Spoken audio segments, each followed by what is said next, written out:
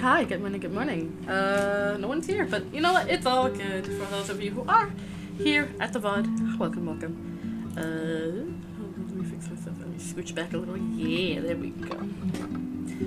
How you guys doing today? I hope you guys are doing well. It is another beautiful day. It's warm today on my little end of the world. Hold on, let me smidgen. It is warm. It's a warm day on my little end of the world. The weather doesn't know whether to make up its mind or not, so last week was cold, this week is hot, and I hope everything evens out by the end of the month. Anywho, today we're going to be finishing off Nancy Farmer's A Girl Named Disaster. I tried to finish it off last week, but I got real tired, and I was like, oh wait, nope, this is still too much story, so I'm going to finish off the last of it today, and then maybe read some of my own writing works. A little smidgen of my own writing, or just sit here and chat with you guys. I only have a few more chapters left. I believe maybe 6 more chapters. Yeah, about like 5-6 more chapters. So we're gonna continue reading on from there. Let's see. Let's see. Yeah, I think we're gonna continue from where we last left off, or maybe go back a chapter.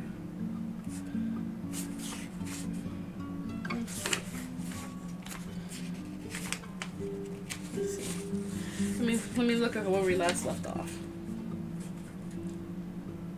Oh yeah, so we last left off. Namo is now. Oh, excuse you, phone. Shush your face. Shush the face. We last left off. Namo got saved. She's staying in a place called Efifi, which is a I guess you could say it's like a research town in Zimbabwe. They are, I guess, the best way I can say is she got found and she's recovering in a research town where there's a lot of scientists doing research on these type of flies that are killing cattle and stuff by infecting them with like illnesses and stuff. Hi Sarah, good morning, good morning. I'm doing well today. We're just gonna finish up with A Girl in Disaster and then we can sit around and chat for a while. Maybe I'll even read one of my own original works. As a little treat today. I'm gonna make some dinner. Yum. I hope you're making a really, really yummy dinner. I had breakfast a little while ago. It was nothing but simple toast. I don't eat heavily in the mornings. I can't eat heavy in the mornings. Like, some days I want to like make eggs and maybe bacon or sausages, but like my stomach is just like no. I can't eat heavy meals in the morning. Not anymore, at least. So I personally just make like a bagel or toast or have like a slight sandwich or something. I don't know. Especially since I like wake up so early in the morning, my stomach is just like no. You want coffee and toast. But yeah, so because we only got a few chapters left, so I think we can knock this out in less than an hour. They are fairly short chapters, so I think we can knock these out in like an hour.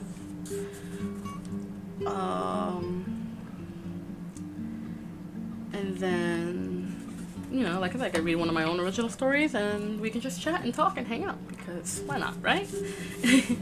Alright, so I'm gonna get started. I have my coffee here, as I always do.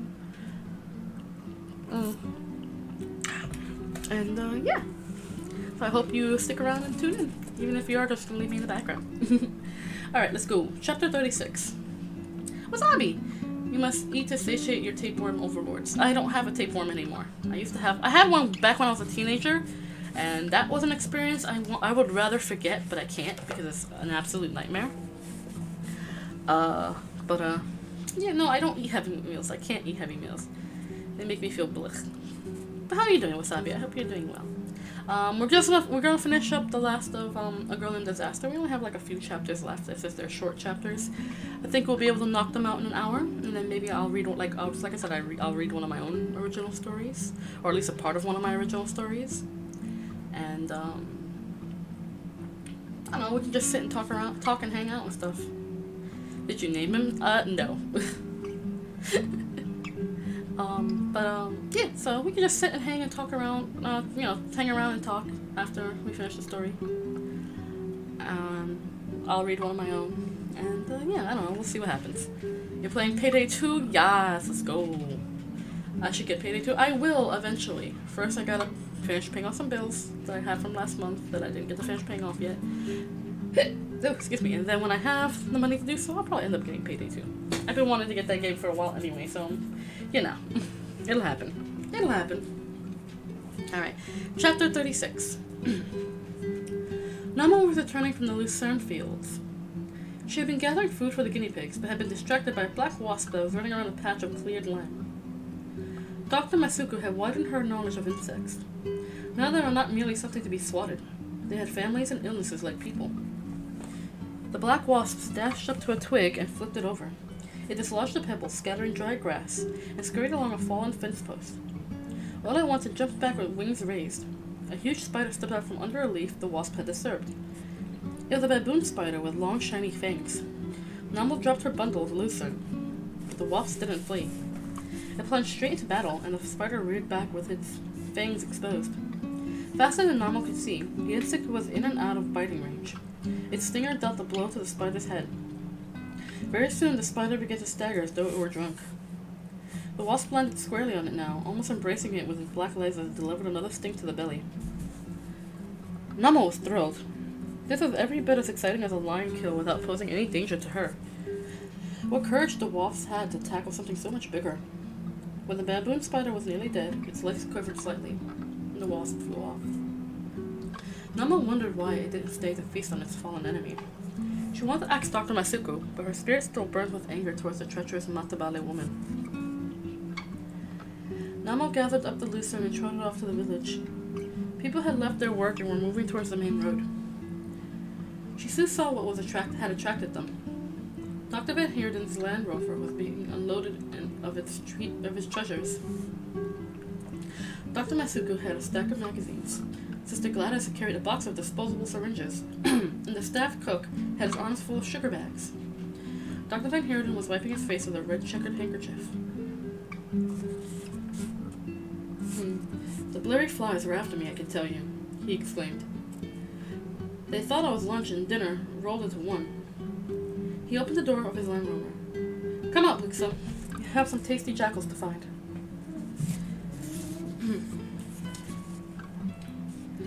Out of the door bounded a huge black dog, exactly like the beast that had attacked Nama on her first night in Zimbabwe. She dropped the lucerne again, but she didn't drop the knife that she had used to cut it. The world seemed to disappear. She only saw the huge black animal leaping around its white master. Look, Missy Kind, I brought you a playmate, said the white man. He pointed at her. The beast stared for Nama with his red tongue lolling out of his mouth. She stood perfectly still. She would not run any more than the wasp had fled from the spider. Of course not, whispered Longteeth. Only cowards run from their enemies. Namo, don't! Shouted the Matabale woman. The dog was almost upon her now, but something in her face checked its gait. It swerved to one side. Namo struck out, raising a red streak along its ribs. The dog howled fearfully. It's too late to make friends now, she snarled as she turned to pursue it. Stop it, bellowed the white man. He threw himself between her and the dog. Votex, go away. He gathered up the animal in one hairy arm and thrusted her and thrust the other before him to ward off Namo. He backed off hurriedly, with the whimpering animal close to his chest. She paused for just an instant. Baba Joseph said you should forgive your enemies. Forgive your enemies indeed. I say kill them all as quickly as possible, cried Longteeth. Namo threw back her head and howled. She then hurled herself at the white man and buried the knife deep up to the hilt in his arm. She felt herself being dragged back from behind. Her wrist was wrenched so hard that she could hear the bones snap. The Matabele woman grasped her from the front, holding her in a tight embrace, and the spirit of Longteeth suddenly fled into the blinding sunlight. Mother, mother, she screamed, and fainted.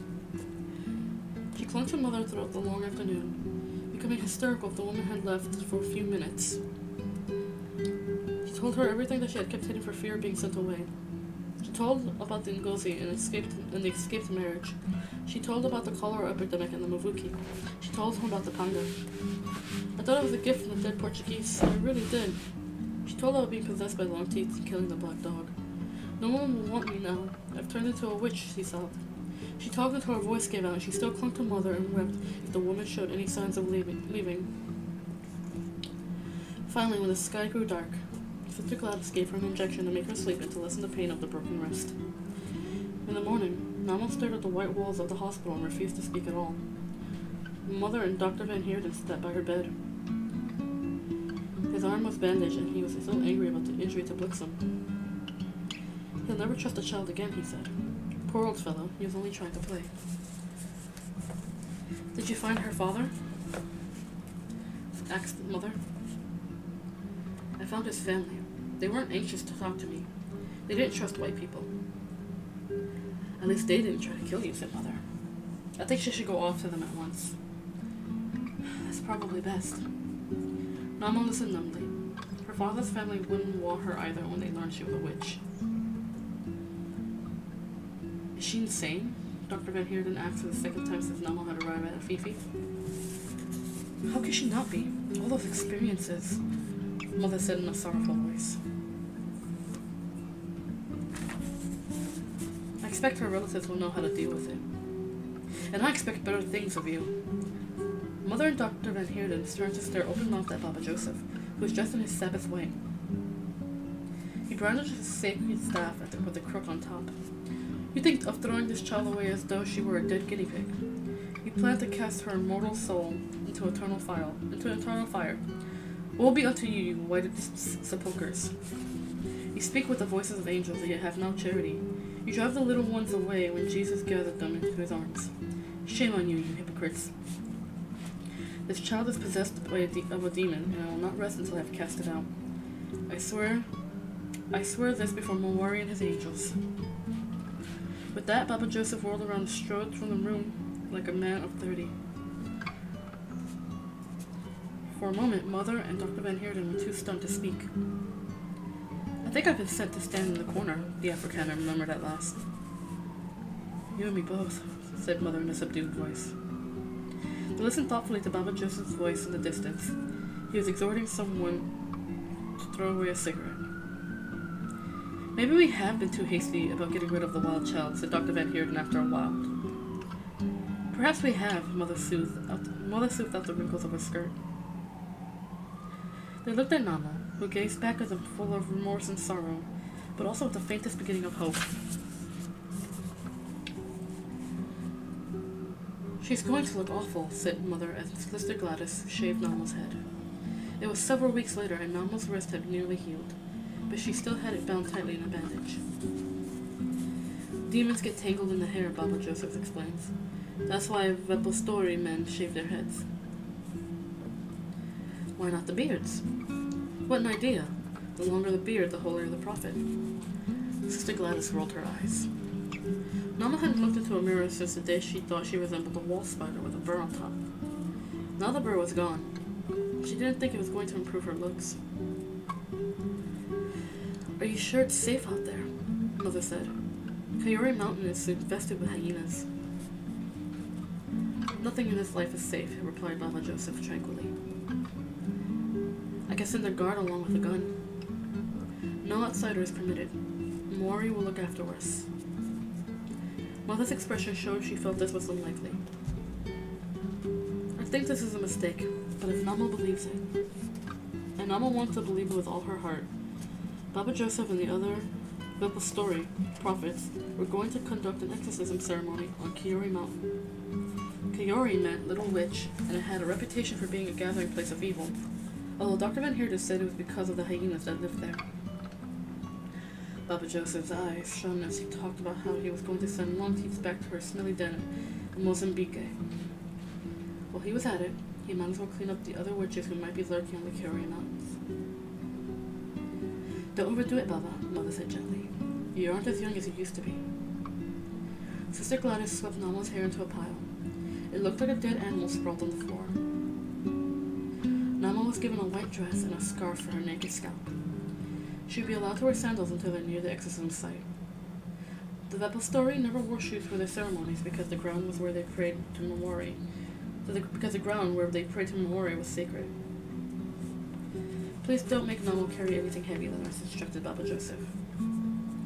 The sky was black when they started out. Mother hung a flashlight on a leather thong around Nama's neck. Don't use up the batteries, Mother warned, as Nama delightedly clicked it on and off. The prophets, ghostly in their white robes, carried blazing torches. They have different symbols embroidered on their robes to indicate their rank within the church. Their bald heads shone in the flickering light. They walked off along the forest path with Nama in their midst. She saw Mother and Sister Gladys standing at the doorway of the hospital as they moved away from the comforting lights of Efifi.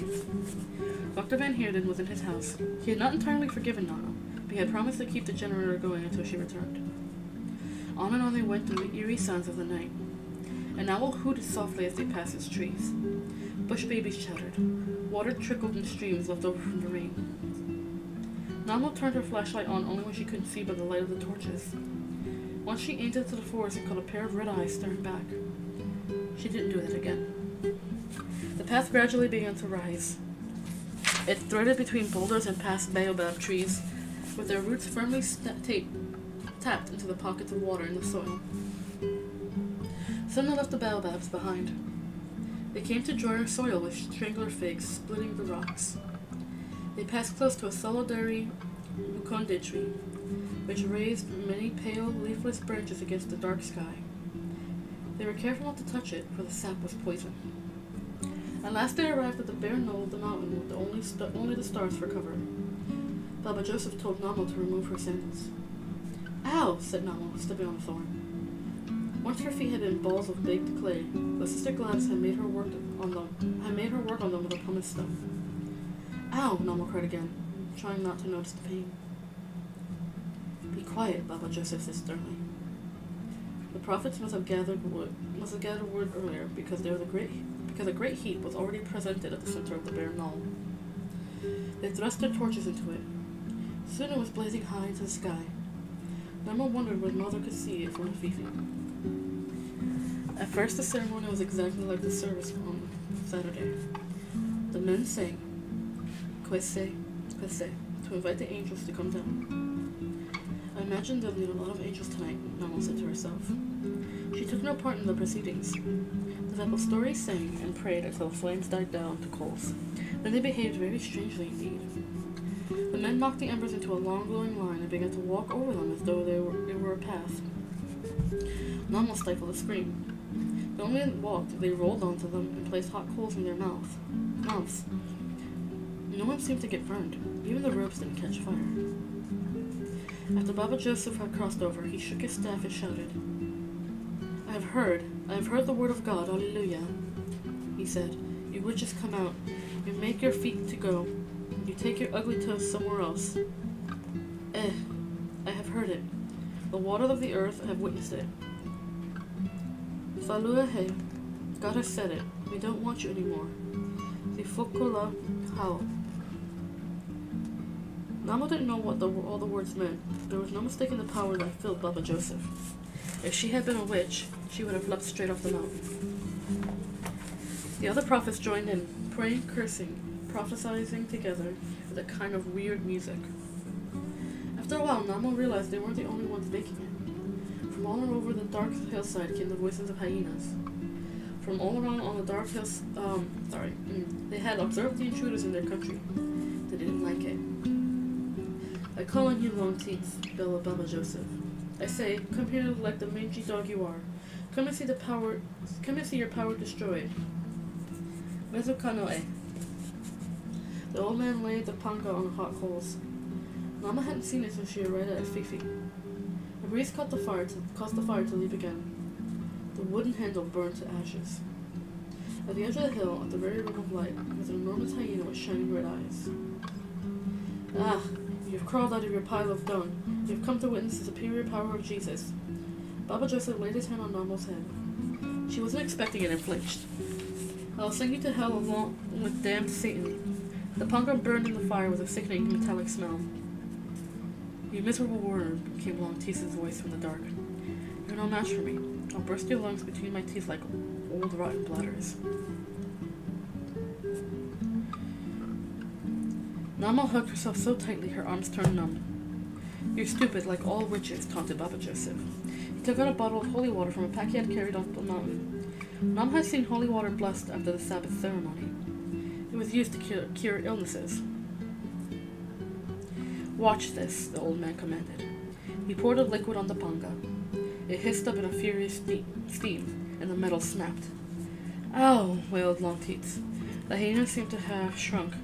It was only a cane rat watching the fire with glittering black eyes. I command you to bring the Ngozi. I have words to say to him as well. The form of the cane rat wavered. It became dull. There is no Ngozi, sighed Longteeth. Don't give me your damned lies. I want Gore Mtoko. There is no Ngozi. The cane rat came apart in shreds of air. It was only a blackjack weed at the side of a rock. Alleluia, Alleluia, sang the Vapastori as they circled the broken panga. Mwari save Africa, they sang. They were beside themselves with joy, but Baba Joseph wasn't finished. He began striding up and down again, praying and prophesying, with his words sometimes shifting into an unknown yet strangely powerful tongue. Nama was sure it was the language of the angels. She was weeping with relief. She felt clean and free again. She was as happy as she had been when Masvita's face lost the deathly grey pallor of cholera. I call on you, false gods of Africa, shouted Baba Joseph, shaking his staff. I call on the Njuzu and on the Ngozis. I call on the Vadzimu, the ancestors of this girl. Uh-oh, thought Nama. The old man shouted challenges at the pagan spirit world. He ordered the spirits to line up like naughty children in front of an elder. Nama began to seriously get worried. She wanted to get rid of Longteeth, but no one had mentioned driving away the Njosa, and she couldn't part with the Vadzimu. Although in one sense Mother had returned as a Matabala doctor, deep down Nama knew the truth. Her real parent was with the ancestors. Sunday, grandmother joined her. I don't want to lose Ambuya, Namo cried out suddenly. Hush, hush, moaned the eventful story. Namo shuddered. She didn't want to oppose them, but she didn't want to lose her family either. She stood up, desperately trying to think of a way to stop them.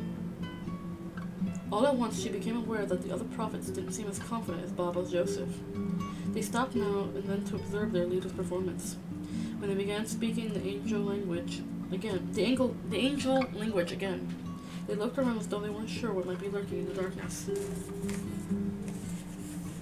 I call on Mahondoro, the lion spirit, bellowed Baba Joseph. Respected elder, surely we have done enough, said one of the prophets. Nothing will be enough until we drive all false gods from this mountain. Don't lose courage, brother.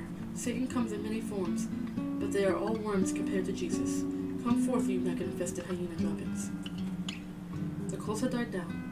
By the cold, distant light of the stars, Namos could still make out the white robes of the prophets. Suddenly, they began to move erratically. I felt hands on my neck, one of them cried. Don't touch me, yelled another. Stand firm, it's only Satan, Baba Joseph shouted, but the men stumbled around, fighting things they could not see. A scream and the sound of tumbling rocks told Namos someone had fallen over a cliff. The cries of the Vaposteri filled the air. One by one they blended into objects until all that could be heard were Baba Joseph's exhortations and the groans of men nursing injuries. Finally, the fight went out of Baba Joseph as well. He sat down heavily, his staff clattered to the ground. Namo flicked on the flashlight. Are you all right, Baba? She whispered. She crept up to him. He was slumped over with his head cradled in his arms. Broken reeds, he remembered. What did you say, Baba? I fought a lion. I fought with a rod of iron, but my brothers fought with broken reeds. He spoke no more. Namo huddled next to him. It wasn't cold exactly, but the early morning air raised goosebumps on her arms. She heard moaning from half a dozen places. It occurred to her that the sounds might attract predators, so she dragged unburned chunks of wood together and rekindled them with still hot coals. She made Baba Joseph sit close to the fire for protection. Namo carefully hunted around the knoll for the injured Vaposteri. She urged them to move next to the old man, but they stared at her blankly. She didn't know whether they were injured or possessed. Please, I don't have enough fuel for more fires, she begged. They rocked back and forth with their eyes staring. If I can't bring them to the fire, I'll take the fire to them, Namo decided.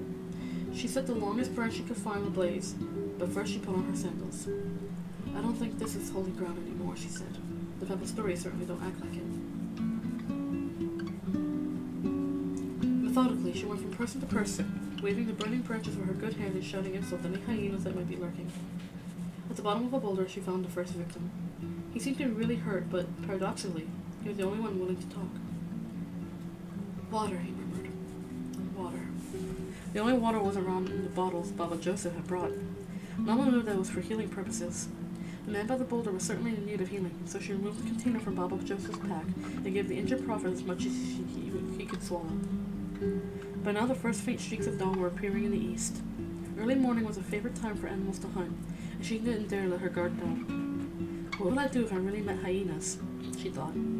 Her wrist ached badly, and the torch had burnt down to almost her fingertips. The beasts weren't going to be frightened of a small female person with a flashlight. Wake up, messy kind, came a hearty voice. Dr. Van Heerden came out over the edge of the knoll with a rifle slung over his shoulder. He had a crowd of workmen with him. They found that I wanted to attend to the injured Vaposteri. Looks like you had a blurry square dance up here. You certainly live up to your name, Disaster. You've disabled half the farm crew. Namo too hot with shame. Baba Joseph put them up to it, Mother said sharply. She had walked more slowly than the others and was just coming up the mountain. Everjoyce wouldn't leave me alone until I came looking for you. Bang, bang, on the door all night, said Dr. Van Heerden. He had the binoculars trained on Kiori Mountains from the minute you left. Sir, get away from those.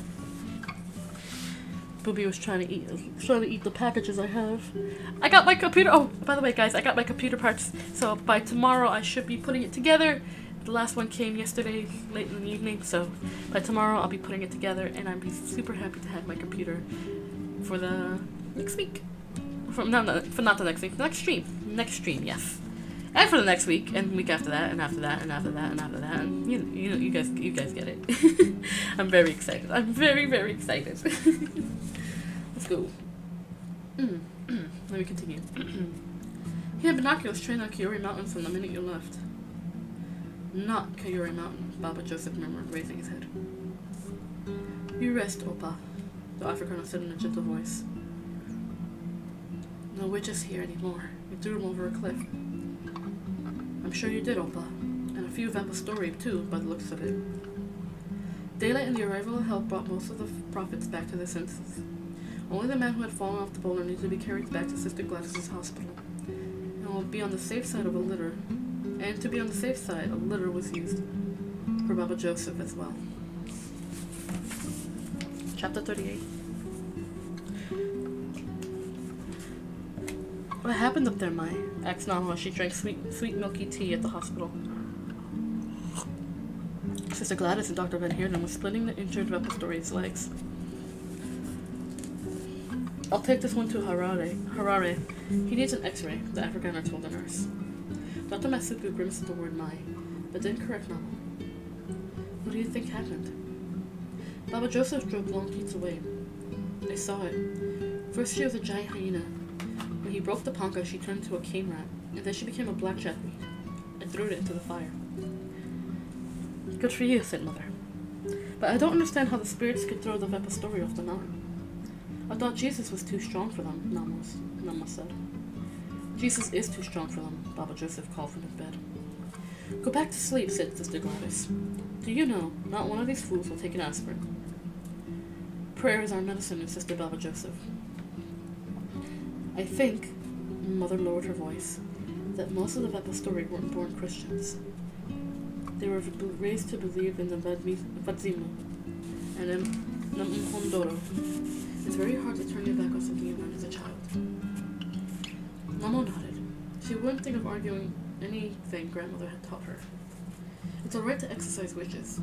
Everyone thinks they're bad. It's different when you're trying to get rid of your ancestors. I think the Vepastori threw themselves off the mountain without quite realizing it. They couldn't reconcile their childhood's beliefs with Christianity. Mama wasn't sure she understood this. Do you believe in the spirit world, Mai? Mother sighed. I'm a scientist. I've been taught to not believe in anything that can't be proved, and yet... She gazed at Baba Joseph, who had snuggled into the soft bed with a look of bliss. He often infuriates me, but he's old. I've been taught to revere and obey such people. It's just... built in. Like motherhood, said Dr. Van Heerden cheerfully. I'm finished, you layabout. He put a final strip of tape on the injured man's split. If you don't take Sister Gladys's nice medicine, every bump on the Land Rover is going to make your eyes cross with pain. Prayer is our medicine, said the Vapastori mournfully. Speaking of ancestors, I think you should get in contact with your family, Namo, said Mother. You have relatives in Mozambique and at Mtoroshanga. Namo clutched Mother's hand. She had been forced to flee so often, the thought of going anywhere else was simply terrifying. I won't rush you, his mother said. We ought to send a message to your grandmother, though. I'm sure she wants to know you're safe. It might make me go back to marry Zororo. There's no chance of that, Mother's eyes flashed. The very idea of trying to force a child to marriage to save their own skins. Ngozi sacrifices are illegal in Zimbabwe. I'm not a child. Oh, Namo. Having a few periods doesn't make you an adult. You have so much to learn, and you're so clever. Namo looked down, smiling with pleasure. If she's so clever, tell me how she buggered up half the farm crew, said Dr. Van Heerden as she helped the Vapastori hop onto the Land Rover. Namo was happier than she could ever remember. She was accepted. She was safe. And everyone went out of his or her way to make her feel wanted. The cook made her special milk tarts from a recipe provided by Dr. Van Heerden. Sister Gladys took the time from her busy schedule to give her lessons in arithmetic. Mother let her look through the microscope at wiggling creatures that lived inside the tsetse flies and made them deadly. Baba Joseph took a long time to recover from his night-long ordeal on Kiori Mountains, which he renamed Angel Mountain. One of his sons performed his duties. Namo still helped, but she spent several hours a day with the old man, learning to read. Once she realized the funny marks stood for sounds, she progressed rapidly. She took to reading with fervor so extreme, Baba Joseph had to take the books from her hands by force. Your eyes are not tractors. They are not meant to pull heavy loads, he said sternly. Still, Namo couldn't help sounding out every bit of writing she encountered. Some were languages she didn't know, like English. It didn't matter. Writing wasn't nearly as... What is my son doing? Booby's being mischievous and crawling into places. He's just very, very listless today. One minute he's lying there, one minute he's lying over there, one minute he's lying over there, one minute he's jumping over here. A little listless today, I think. Writing wasn't nearly as easy. Her fingers were calloused from years of grueling work. The pencil wouldn't obey her, and she became so angry she wanted to snap it in two, except that it belonged to Baba Joseph.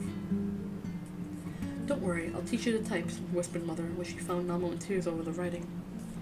But all in all, her life was absolutely blissfully free of care.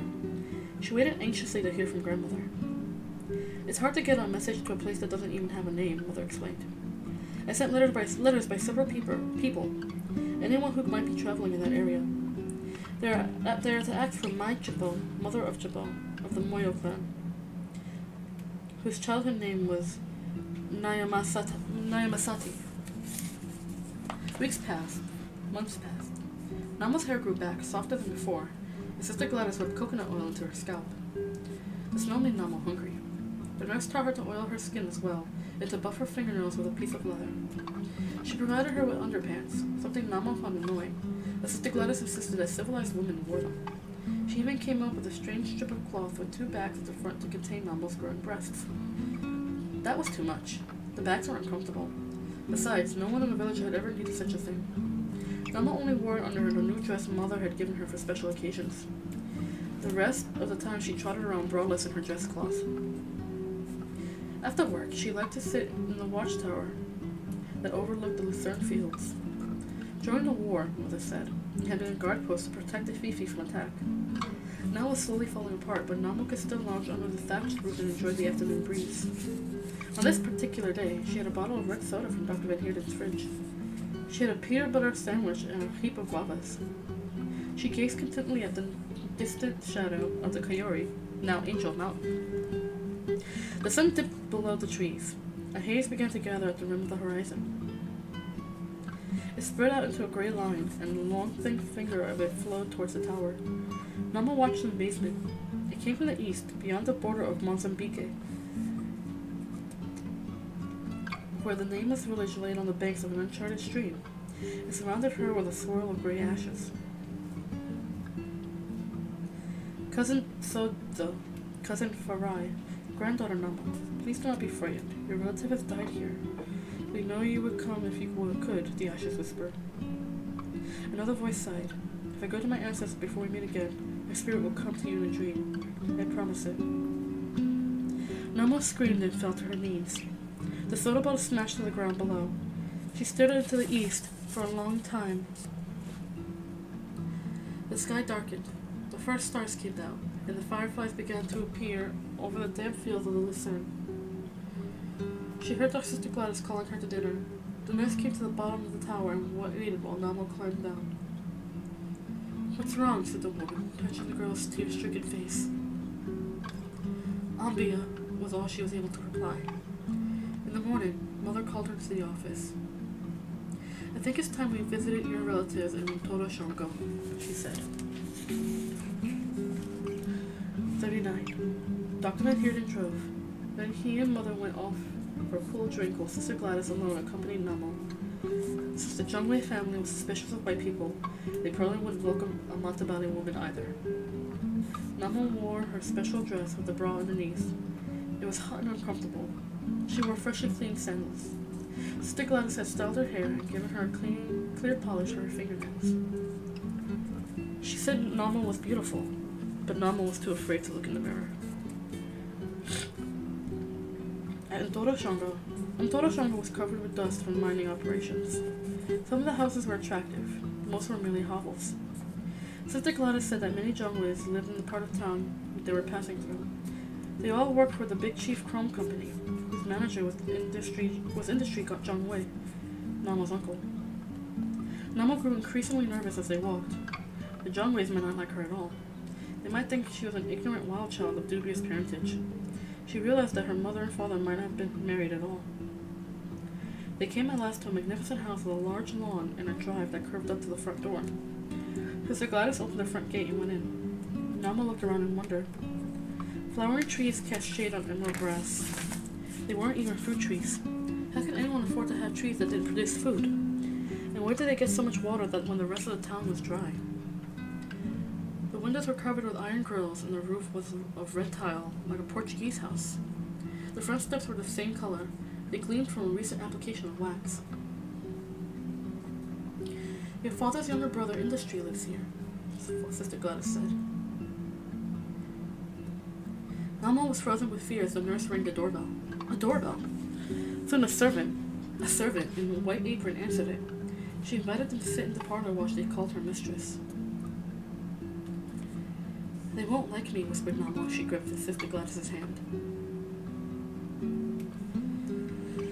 They have to. Your family, the woman said placidly.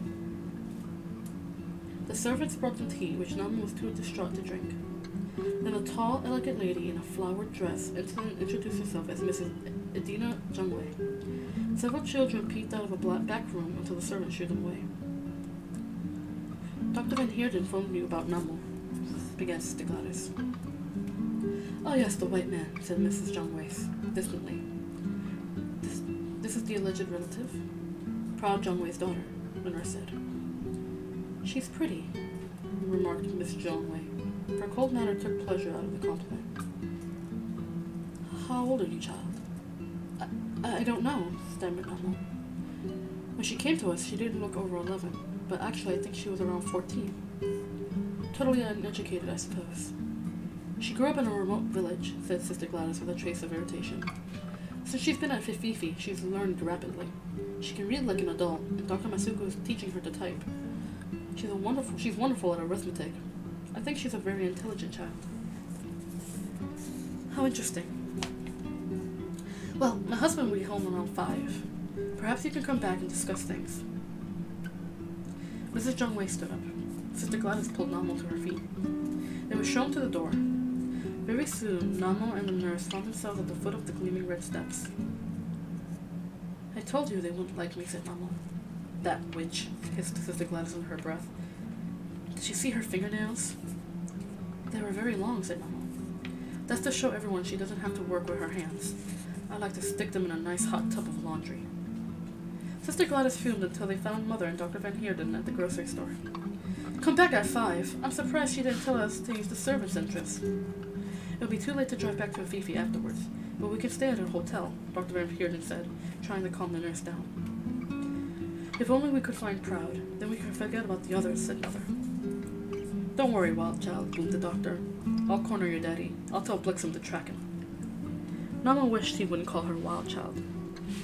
The news of her arrival must have traveled, because at 5, a small crowd of Jungways gathered outside the gate to observe her. Namo, feeling very self-conscious, made her way past several dozen pair of eyes. She didn't know how to react. Did you wave at strange relatives? Would they think she was rude if she didn't? Mother and Dr. Van Heerden had decided to accompany Sister Gladys on this visit. I don't think it makes any difference who shows up, Mother said. They're simply unfriendly.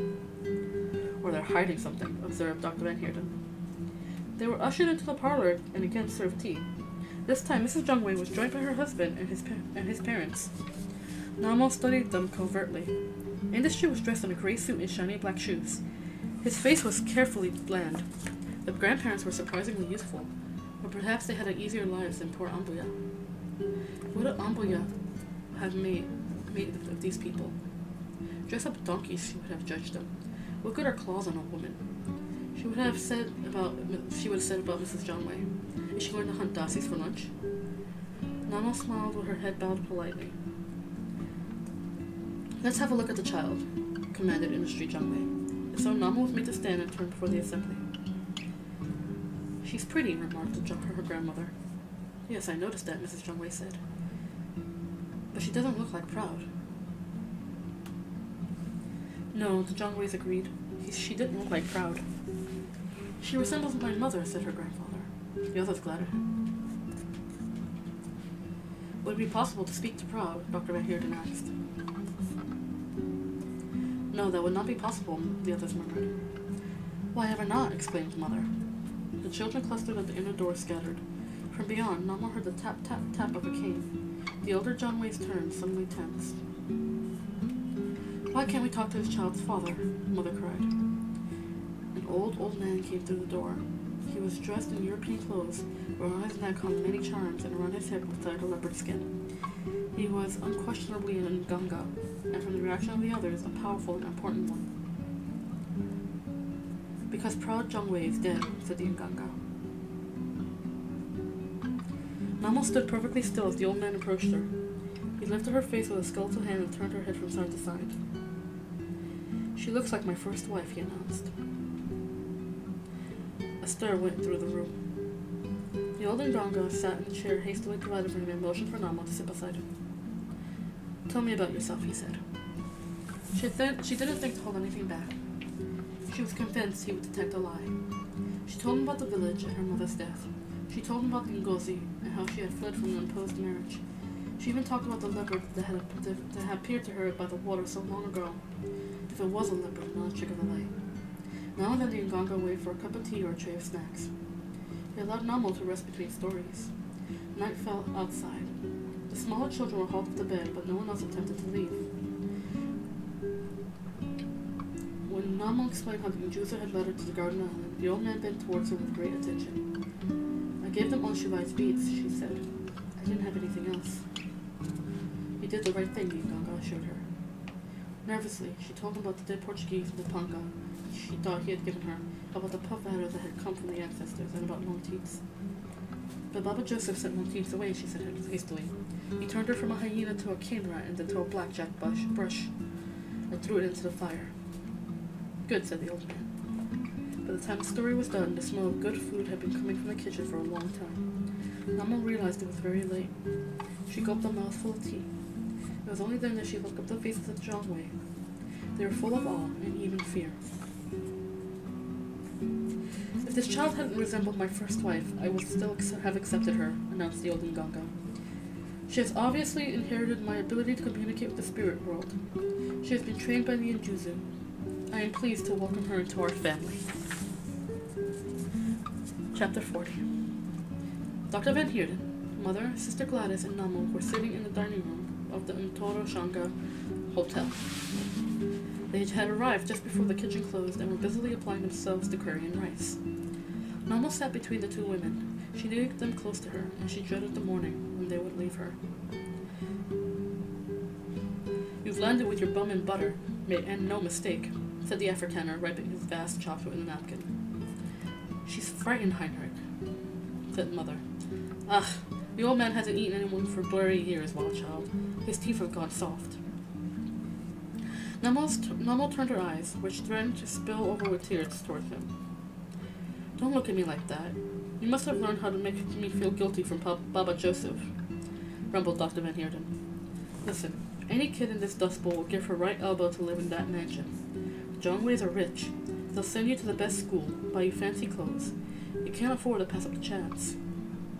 I know, Namo said tearfully. The witch almost bit off her long fingernails when the old Nganga recognized Namo, remarked Sister Gladys. Please don't make her more nervous, Mother said. She put her arm around Namo, and Namo had to swallow hard to keep from crying. It was very clear that all was not harmony in the Jungwei household. Namo didn't know what was wrong, but she knew the addition of a wild child from Mozambique wasn't going to improve matters. Remember, Mother said softly, if things don't go well, you can come back to us. We expect you during school vacation anyhow.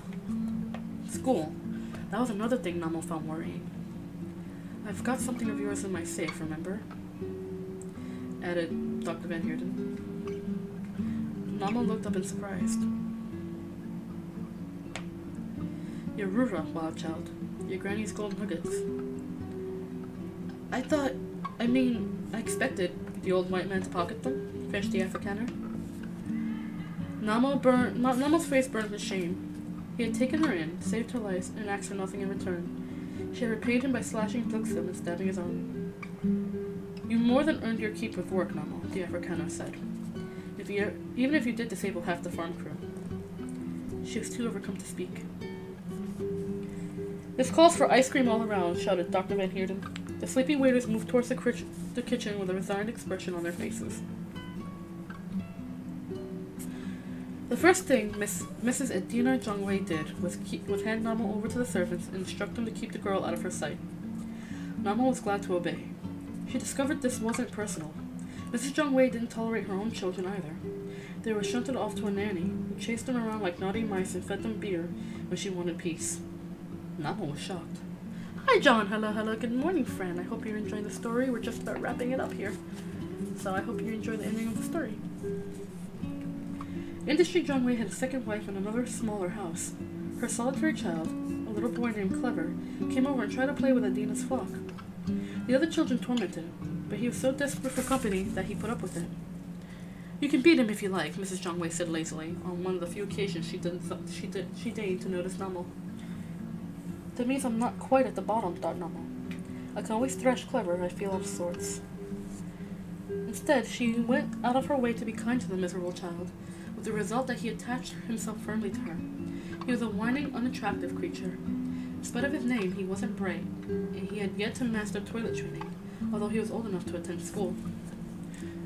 Namo's grandparents slept all day and fought all night. Jongwei Sr. had developed a taste for whiskey. The smell of his breath made Namo's head swim, and his loud, bullying voice filled her with alarm. He was her grandfather, though she owed him respect, but that didn't mean she had to stay near him. He was sometimes possessed of strange rages and would strike out with his walking stick and even smash furniture. Her grandmother treated him to what were referred to as certain curtain lectures. She didn't dare humiliate the old man in front of the family, but she could, and did, scream at him from behind closed doors. Namo looked forward to school because it got her out of the house. Every morning, she and 5 of industry's children set out with book bags over their shoulders. The boys wore khaki uniforms and the girls had blue and white plaid dresses. They all had heavy brown shoes. Namo liked the uniforms. No one could tell she had never been to school before, or had grown up in a primitive village. Primitive was one of the first new words she learned from Mrs. Jongwei. Namo was no different from any of the other girls until someone asked her a question. Then her extreme ignorance became obvious. Yet gradually, her ability to read and do math surpassed that of all but the oldest students. Only writing continued to defeat her. She held the pencil like a butter knife, and her penmanship was as bad as Clever's. I hope Mother remembers to teach me typing, thought Namo. She looked forward to summer vacation. She was sitting in the lush garden one Saturday morning with Clever clamped to her like a leech. I wish there was school today, she sighed. I don't. I hate school, Clever informed her. The nanny was trying to round up the other girls to dress them for a party. Namo wasn't invited. The girls ran around and talked to the poor woman. Suddenly, the nanny squatted and urinated on the lawn, just like a wild animal. At once she was up again, chasing the excited children. Namo closed her eyes. She had behaved exactly in the same way before Sister Gladys introduced her to underpants. Tell me a story, demanded Clever.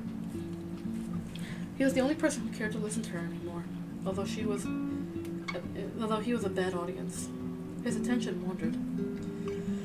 Namo remembered a Matabale tale she had heard from Mother. She decided to alter it slightly to make it more interesting. Once upon a time, the elephant had 2 wives, she began. The senior wife was a hyena with many children, and the junior wife was a skinny jackal with only one little boy. Clever listened with his thumb in his mouth. They hated each other, but had to pretend to be friendly. One day, the 2 wives were trotting down a path when they saw a band of hunters ahead with meat rolled up in grass mats. As the hunters walked along, blood dripped onto the ground. The smell almost drove the animals wild. I'm so hungry, howled the hyena, baring her teeth. Me too, wailed the jackal. They followed the hunters to a village and watched them store the meat in a granary. The granary was up on poles. In the wall was a single round window.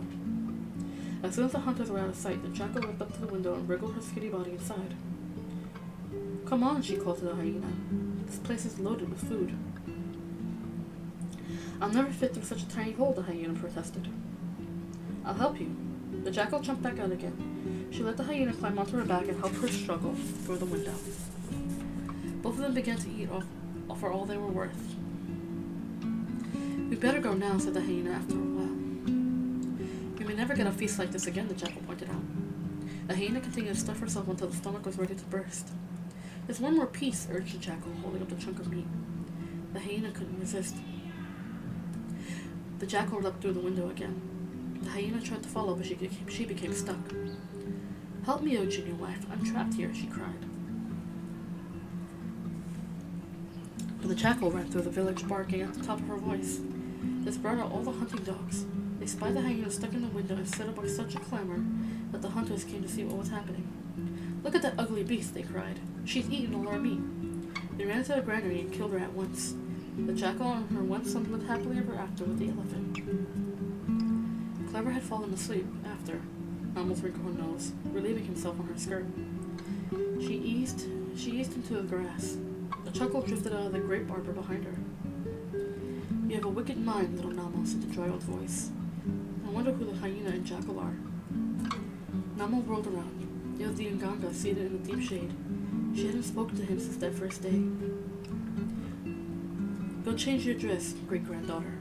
We're going to visit your father, he commanded her.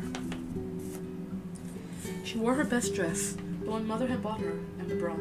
She was going to do things exactly right for this occasion. Namo thought the old man would take her to the local graveyard, but he led her to his house.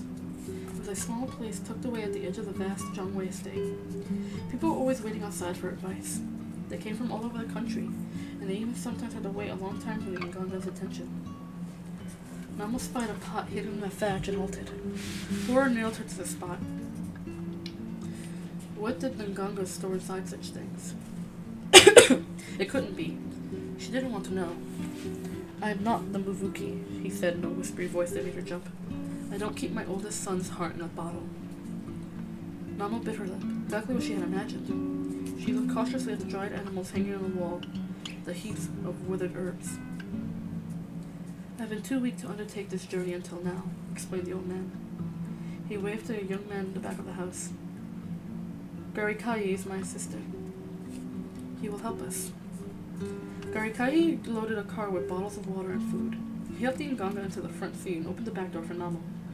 They set off a steep road going up the Umvukwe Mountains. It was here, Namo had learned, that the chrome mine lays.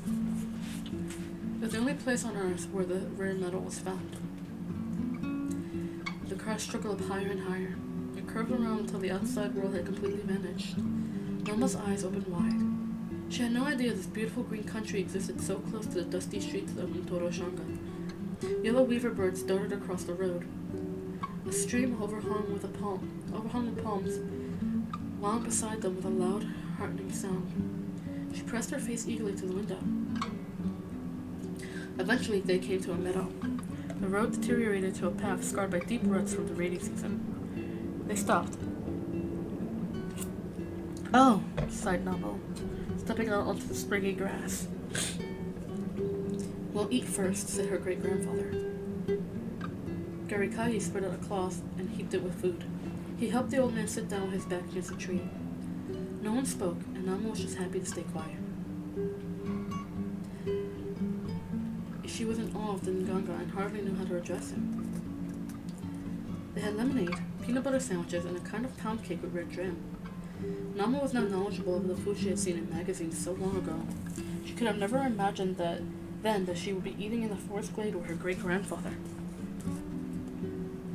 When they were finished, Garikayi packed up the food. They set along the rutted path.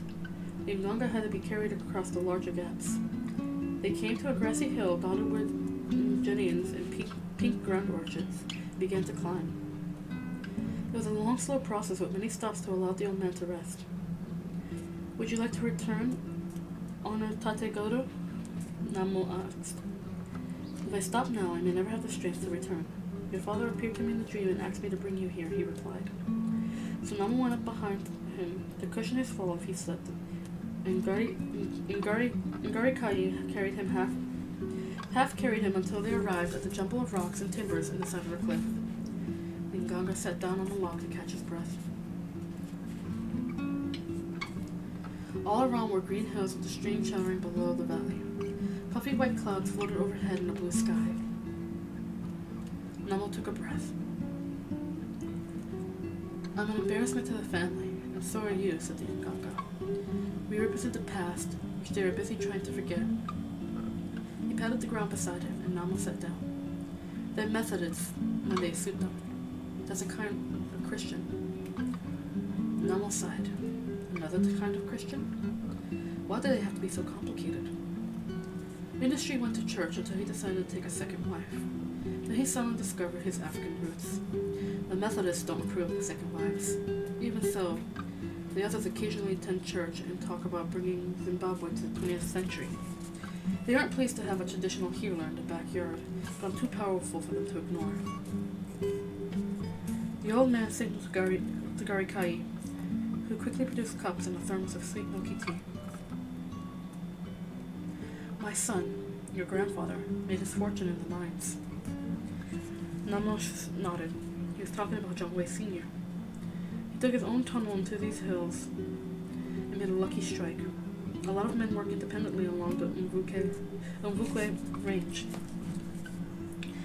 The place is like a giant anthill. As soon as he got money, he began to imitate the white people, and he changed his Shona name, Murenga, to Lloyd. He wanted to flatter the owner of the Big Chief Chrome Company, who was also called Lloyd. Unfortunately, the owner was killed by a landmine. Then the whites began to lose the war, and became unfashionable to have a white name. As you know, the word Murenga means revolution. What wonderful luck. Lloyd the lackey turned into Murenga the revolutionary overnight.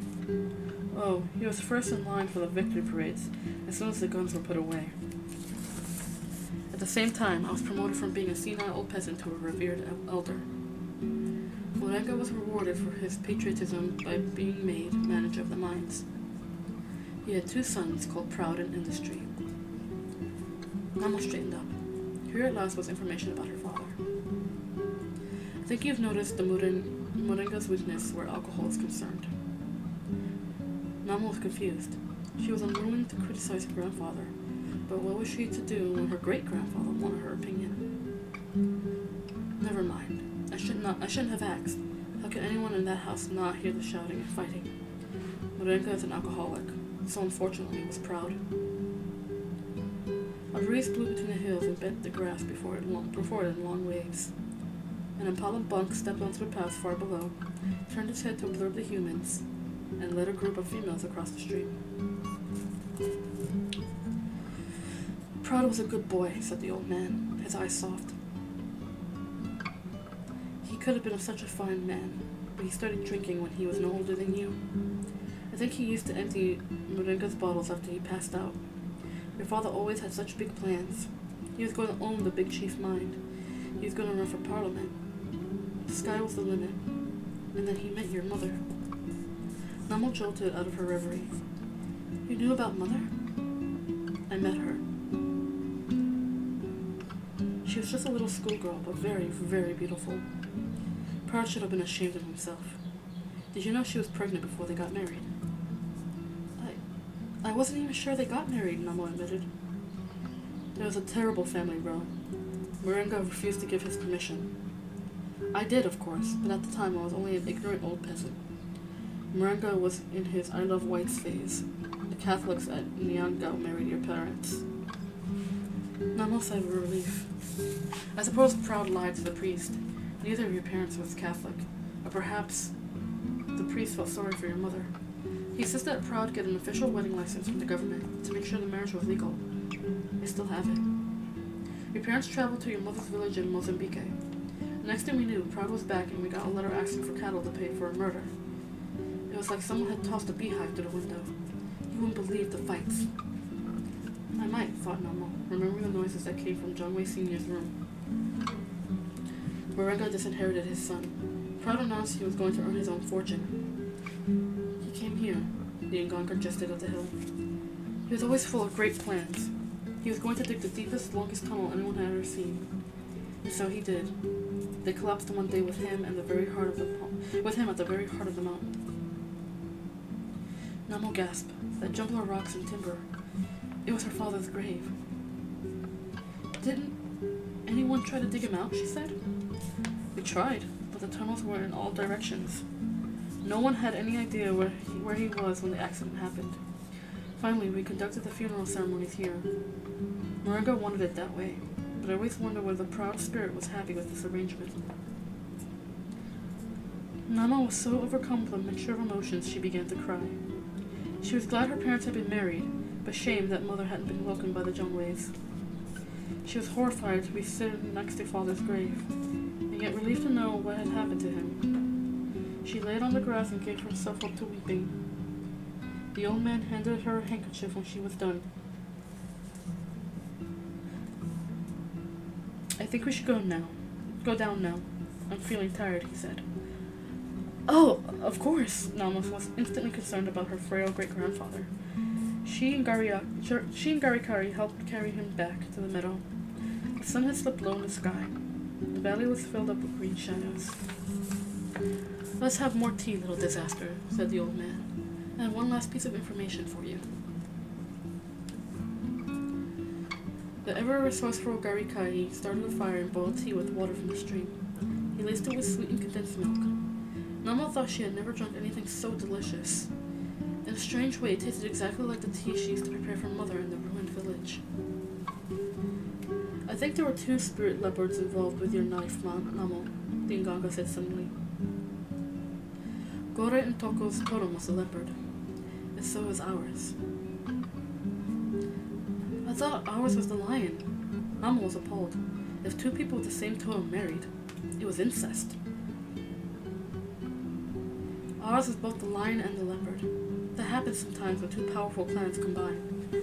Our praise name is Gurundoro, the people who wear the Ndoro, a symbol of royalty.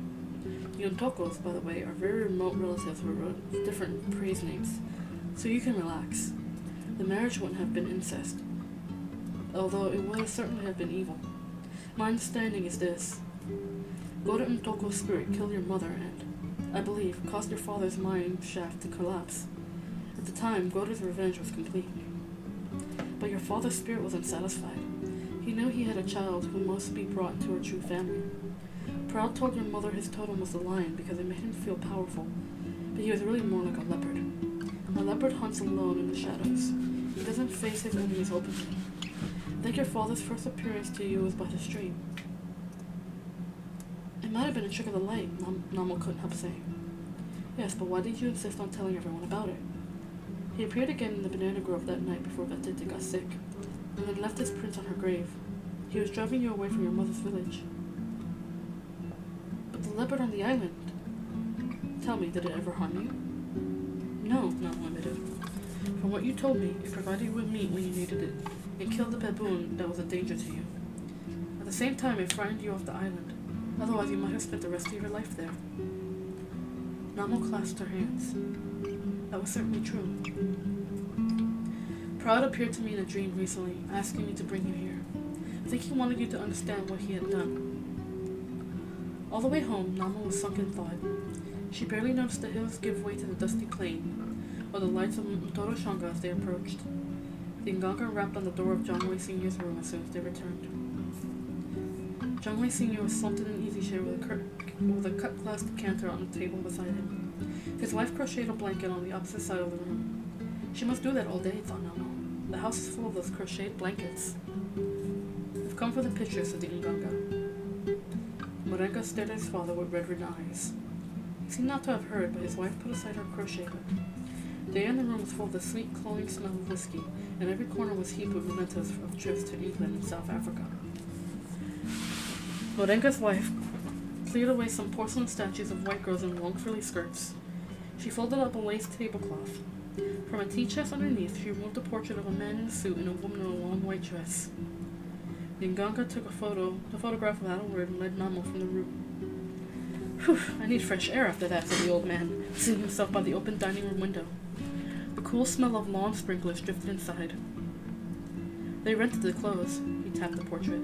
That's what Catholics wear when they get married. Nama was afraid to look. She had imagined her parents' disappearance for so long, she didn't want the image destroyed. But she finally had to open her eyes and acknowledge them. They were so young. Mother wore a gauzy white cloth over her hair and held a bunch of flowers trimmed with ribbons. Father was cheerfully at ease in the white man's clothes, while Mother seemed embarrassed. They were both extremely handsome people.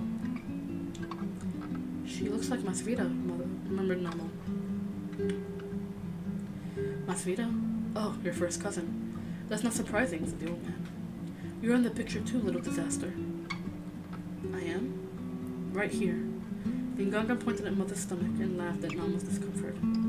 This picture belongs to you. I'll give you the wedding license tomorrow. It proves you really are a Zhongwei, although sometimes I think that's not such a wonderful thing. Both Nama and the old man winced as the first sounds of fighting erupt from Zhongwei Senior's room. Chapter 42. Fifi looked exactly the same as Dr. Van Heerden's Land Rover roared through the gates. Nama sighed with relief. She was so used to losing things, she was afraid that Fifi had vanished. She ran to find Papa Joseph as the doctor unloaded supplies. Then she ran to the hospital to find Sister Gladys. It was wonderful to be back. No matter how she tried, she couldn't really please the Zhongweis, except for her great-grandfather. In subtle ways, they made her feel like an intruder, and she suspected that they always would. And Fifi felt like home. She raced eagerly from place to place to assure herself everything was right. The bottles were lined up on the same shelves at the hospital. The pumpkins were heaped in the corner of the cookhouse where they belonged. Even the same crows perched on the fence near the livestock pens. Only she had changed. She had stylish new clothes, pink plastic sandals, and almost emerald earrings in her newly pierced ears. One thing worried her, though. She no longer knew how to address Dr. Masuko. Nama couldn't call her mother anymore, now that she knew what mother had looked like, and yet it seemed unfriendly to go back to Dr. Masuko. She hesitated at the door of the lab. "Namo!" cried Dr. Masuko in a delighted voice. "Oh my, you really are a woman now. Turn around. The Zhongweis didn't pinch penny on that cloth. And those earrings. You look beautiful." "Grandmother made me the dress," said Namo shyly. "She took time off from crocheting blankets." "You told me about those wretched blankets." Namo had written the letters to Dr. Masuko in her clumsy, uneven scrawl. She started on Dear Mother, although it made her uncomfortable to do so. This summer she would learn to type it and throw away pencils forever. "I finally got a message from Mozambique, Dr. Masuko. I thought it was better for you to read it in person." She took out a piece of yellow paper that had been folded and refolded. It had obviously been carried in someone's pocket for a long time. The writing was just as correct as Namo's. "Dear niece," it began. It took a moment for Nama to realize it meant dear niece. The letter was from Uncle Kufa. It confirmed what she already knew, that Amboya had died. Aunt Chippa was devastated, very, very sad, and she was cheered up when Masvida had a baby boy. Masvida had married a man from Batete's village and was pregnant again. 2 children! Nama's eyes became distant as she calculated. They must have married her cousin off the minute her hair grew back. She remembered the fever dream she had after the scorpion sting. Masvida had sacrificed herself in the lake with the Princess Senma, because it was the custom, but grandmother held her Namo back. "Amboya didn't want me to be like Masvida," she murmured. "I'm sure she didn't," Dr. Masuko agreed. "I ought to visit them. I'd wait a while. They might still be worried about the Ngozis." Namo thought about living in the village again. She would have spent her days pounding mealie and hauling water. She wouldn't have any books. Most of her fellow students hated studying, but Namo loved it, except for the writing. Well, as Ambuya said, even the best bowl of porridge has a few weevils in it. "Dr. Van Heerden and I need to talk to you," said Dr. Masuko. They went off to find the Afrikaner in the bar, supervising the birth of a calf. Papa Joseph was watching the procedure critically. "I don't think you should have given her medicine to hurry it along," he said. "She's weak from the blurry flies. I suppose you'll want to baptize the baby," Dr. Van Heerden said, soaping his hands as he prepared to deliver the calf. "Bible story don't baptize animals. I can pray for your soul, however." "Thanks, Opa," said the doctor. He wrestled the calf from his weakened mother. Nama's eyes grew wide as she watched a new life slide into the world. Animals had one spirit from Mother Earth, but people had an extra one from Mori. She wasn't sure why you would have to pray for it. I wondered where you I wondered where you got to, boomed the Afrikaner as he plunged his hands into a bucket to clean them. Dr. Van Heerden, Dr. Masuku, and Namo sat outside the cookhouse in the shade of a bougainvillea vine. The cook had provided a box of arrowroot cookies to go along with the tea. I had this waited, Dr. Van Heerden said, tossing the bag with Grandma's gold nuggets into Namo's lap. Her throat constricted as she looked at it. The red cloth was almost black with dirt, but was the only surviving link to her life in the village. Your granny provided you better than she realized. She had to sell her gold at a tiny fraction of the real price, and probably didn't know what it was worth on the outside world. It was almost 3 ounces. That's worth almost $4,000. Namo, who had recently been granted an allowance of 50 cents a week, could only stare at him. We think, Dr. Masuka said gently, you should open a bank account in your name. We think it should be secret from the Jungways. Now Namo stared at her. Both your mother and grandmother were trapped by poverty. You can be free. That's why Umbuyo gave you the gold. Why can't I tell the Jungways? Right now, the old Nganga rules the roost, said Dr. Van Heerden. When he dies, you can bet that long fingernails won't rest until you're out of the house. Tell me, does anyone there really care about your happiness? Aside from sewing you dresses to relieve the boredom of crocheting blankets, said Dr. Masuku. No, Namo admitted. Right now, you're a doll for them to dress up. People get tired of dolls. You're far too intelligent to be turned into a family drudge or forced into a bad marriage. Women are never free until they can control their own money. And during the summers, when you work here, your salary will go into the account, added Dr. Van Heerden. It was all happening too fast. Namo could only agree blindly and hope for the best. She felt uncomfortable about hiding the bank account from the Jungways, but she had no illusions about Mrs. Edina Jungway. Someday the woman might casually say, you can beat her if you like, to a stranger, and then introduce him as her future husband. You know, you haven't once called me mother since you returned, said Dr. Masuku, or used my name. Namos hung her head. It just came to me. She hasn't called me daddy in donkey years, said Dr. Van Heerden, stirring 3 spoonfuls of sugar into a fresh cup of tea. Dr. Masuku pursed her lips in irritation. I'll admit I was relieved about mother, Namo, but you really ought to think of something. I won't accept, hey you. I'm sorry, Namo's eyes filled with tears. Oh dear, you look like I just hit you. Why don't you just call me Aunt Everjoyce? I'll be your vendetta and tell you all the secrets of womanhood. Like how to get the lipsticks to stay inside the little lines, Dr. Van Heerden said. Dr. Masuku swatted him with a magazine from a pile by the cookhouse. Nama's eyes suddenly focused to the cover. Oh, it's the picture. It's Mother, she cried. She jumped to her feet. Startled, Dr. Masuku held out the magazine. Namo grabbed it and smoothed it out on the table. The back cover showed a woman wearing a white apron and a flowered dress. She was spreading white thread and margarine. Nearby sat a little girl with hair gathered in 2 fat puffs over her ears. And Namo knew the bread and margarine for the little girl. She looked up. The picture didn't look anything like Dr. Masuku. That's a margarine advertisement, exclaimed the woman.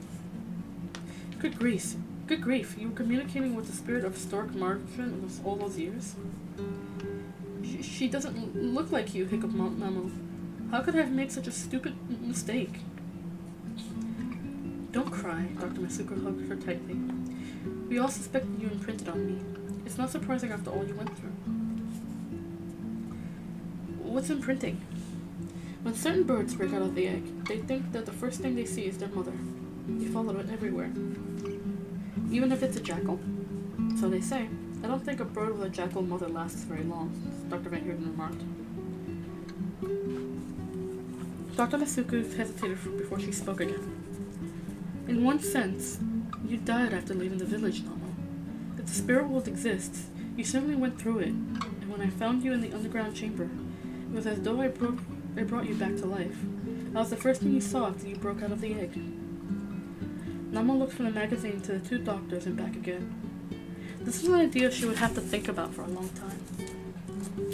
The picture doesn't even look like my real mother, she said sadly. No, but wait. Dr. Masuko held up the picture. This is fantastic. She marched Nama over to the hospital and made her look in the full-length mirror. Nama had steadfastly refused to do this since the horrifying moment she saw the wall spider with the burr stuck on the top of his head. She had to see bits of herself, of course, to attach the earrings and so forth, but she had avoided putting the bits together. Now she gazed in amazement at her image. She was taller and had a womanly figure. Her hair shone with good health, and her eyes no longer stared back from hollows. She wore the flowered dress and pink plastic shoes. The almost emerald earrings glittered in her ears. She was beautiful, and she looked like the woman in the stork marketing ad. I can't explain it, said Dr. Masuku in an odd voice. Auntie Everjoyce. I like the sound of that, Dr. Van Heerden said from the door in the hospital. The last evening of summer vacation, Namo sat in the ruined guard tower and watched the twilight fade. Out of the hazy east came 3 figures walking like people who have come a long way. They passed through the fence and moved across the fields without disturbing the leaves. They halted below the tower, one ahead and 2 hanging back among the tall fronds of a little stand of mealies. Little pumpkin, whispered the foremost figure. Tears began to roll down Namo's face. You've done well, little pumpkin, said grandmother. A bank account at your age? If I had a bank account, things would have been different, I can tell you. Well, I said I would visit you when I returned to my ancestors, so here I am. What have you got to say for yourself? Namo explained about the Jongways and her new life. Bunch of donkeys, except for the old man, said the grandmother. Still, what can you do? Their family. Namo talked until darkness fell, and the evening wind made the mealies rustle. The other 2 figures came out to the starlight. Mother's face was young, so young. She looked like Masvita. Father was more difficult to see. Sometimes he seemed to be standing there, and sometimes he was only a shadow padding silently along the fence. We have a long way to go, said grandmother at last. Ruva is having her coming-of-age party. I don't want to miss it. But will you return? Nama wanted to ask. The paths of the body are long, but the paths of the spirit are short, said Mother in a low, sweet voice. And then they were gone, and Nama was left with the wind blowing out of the forest and the fireflies hovering over the lucerne. Ah, that brought a tear to my eye. Ah, and we have finished A Girl Named Disaster. It's such a good story. It was such a very good story. The ending brought a little bit of a tear to my eye, because, you know, they always do. You guys know me, I'm a big old crybaby. But, that was very good. That was very, very good. I haven't read that story in a very long time, so it was very good to, it's very good to read it again. It has been years since I last read that story. And still, as good as I remember it. The book came, The Girl Named Disaster. A Girl Named Disaster. This book came out, 1996? Yeah. This book came out in 1996, so it's an old story. It's an old book. It's been out for quite a long time. Still just as good as I remember. A timeless story. So I got a little teary-eyed at the end, so I was trying not to cry at the end. So, his finger. Why finger? Why specifically finger, Wasabi? Like, the two don't correlate. I've been meaning to ask, why finger? But, it was a great story. It was a very, very good story. But yeah, that's the end of it. I haven't picked out a book for next week, but I'll look through my little library and see what I have. I have a lot of books. I have a lot of books, so I will probably comb through all the books that I have and just read them. But the kid named Finger meme. I don't know. I don't think I know that meme. I probably know that meme. I just haven't. I probably know the meme. I need to see it in order to recognize it. I don't, because my brain is not making any kind of connections right now. But yeah, that's A Girl Named Disaster. And it shows Mike from Breaking Bad. Probably. I don't remember. Yeah, but that's the end of the story. Like I said, next week I'll probably end up picking a book before next week so that I can read them. I have a lot of books. I have a lot of books. So, we're not lacking any options. But yeah. Incidentally, I have my bookmark, my favorite bookmark. It was given to me by my lovely neighbor, who was like another grandmother to me.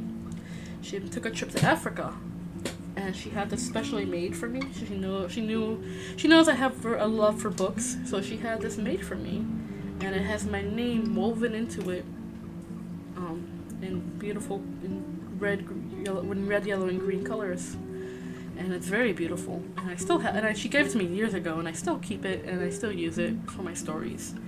I figure I should mention it since it was, considering how apropos it was to the story. It's a very good, solid bookmark. One of the few that I've kept over the years that I haven't lost yet. That's fine. You know how it is. You get like cheap bookmarks, and if you're a reader, and then you lose them over the years because you misplaced them, or they fall out of books, or whatever the case may be.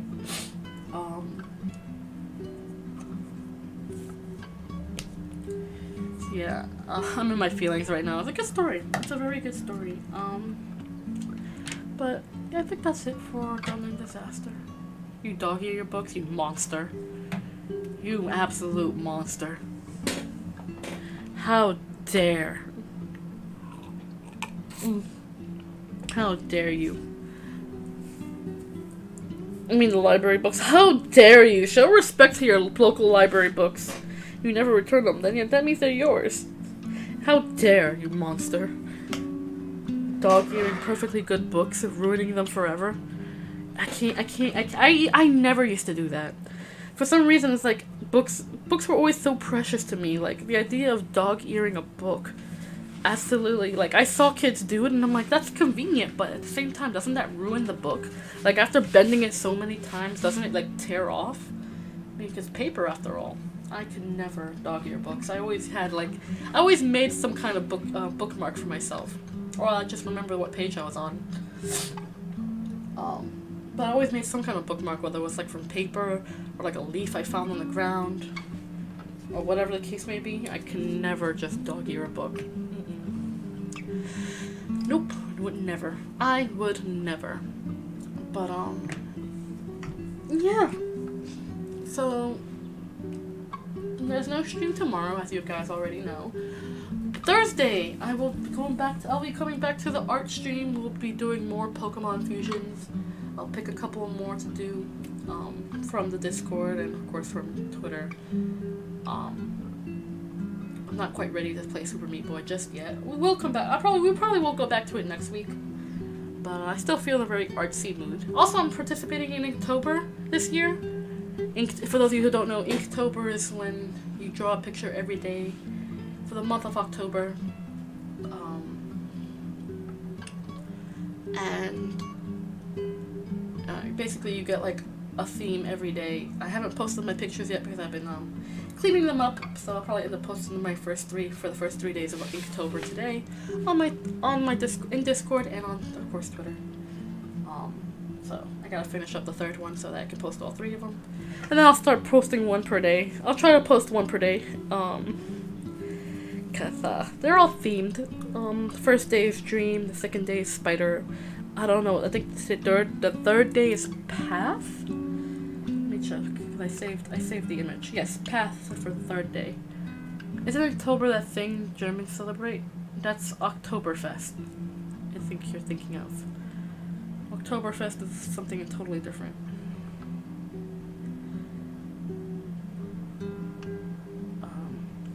So yes, so today would be Path, and then tomorrow will be Dodge. Things like that. Just different little prompts to just draw a picture of.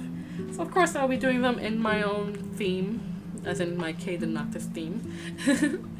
Because it's just fun that way. Yeah, I might change it up every once in a while. I don't know. It's just fun. So yeah, so I'll probably post those later in the evening on Discord and on Twitter. So. I always wanted to like see Inktober through, but like sometimes halfway through I get tired because I lose all what you call it? I lose all motivation. Not motivation. No, that's the wrong word. Inspiration. I lose steam. Let's say it like that. I lose steam halfway through, and then I just get really tired. And I'm like, what can I do with this? What can I do with that? Like, my brain just doesn't want to come up with something.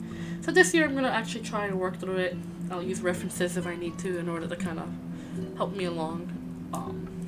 But I think I'm just gonna have some fun. I'm gonna have fun with it. I'm gonna have fun with it. There's always different versions of Inktober. A lot of people like to do Kinktober, where they would draw like really spicy pictures. Some people do like Monstertober, where they'll draw like different monsters. You know, it does vary from, you know, person to person. Sometimes I like saying things that throw chaos, so you just end up hearing small pause of recovery. I see your thing. I you know, at this point I'm either gonna acknowledge it or I completely ignore it. Like, I'll see it, but I completely ignore it. Kinktober? Yeah. Some people do Kinktober. It's interesting. I'm not used to drawing spicy pictures, so I don't. But, you know, I would not draw anything that, you know, outrageous. At least not now. Not yet. Not till I feel more comfortable doing so, because anatomy is weird. I'm not good at the anatomy as it were. Excuse me. What about Stinktober? Or Thinktober for all my ponderers. Who knows? Who knows? Excuse me. But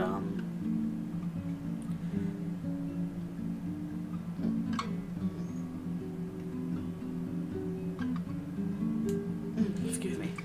I didn't know if I had a hiccup again. But, I don't know. But yeah, so I think we still got plenty of time. Maybe, I was very tempted, I won't lie, I'm very tempted to kind of read one of my own stories.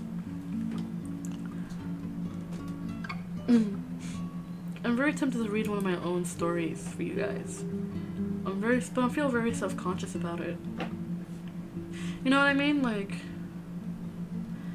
I would love to read one of my own original writings for you guys, but at the same time I'm feeling a little self-conscious about it, because I'm like, I would like to, but at the same time I'm like, I don't know if you guys would like it. I'm very much my own worst critic.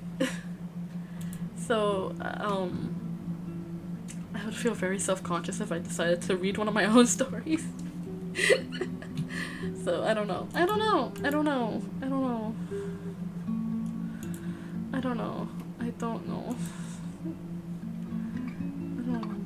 Reading on fanfics from that Wattpad and others, like, nope. I refuse. I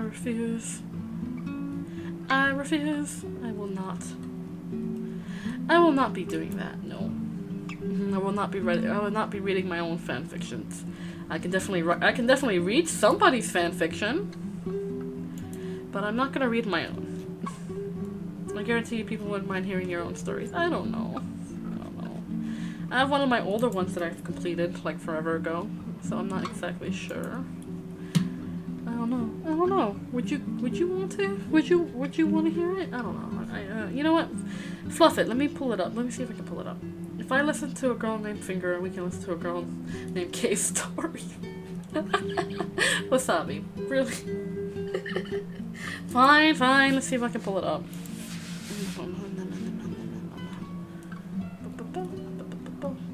Let's see. Which one do I want? Let's try this one. Let's see if it'll load. I've been having problems with my Microsoft Word lately. Don't know why. Maybe I need to update it. I don't know. Maybe. So I'm just gonna let it. I'm gonna let it do its thing. I'm gonna let it load on its own. So while that happens, you know.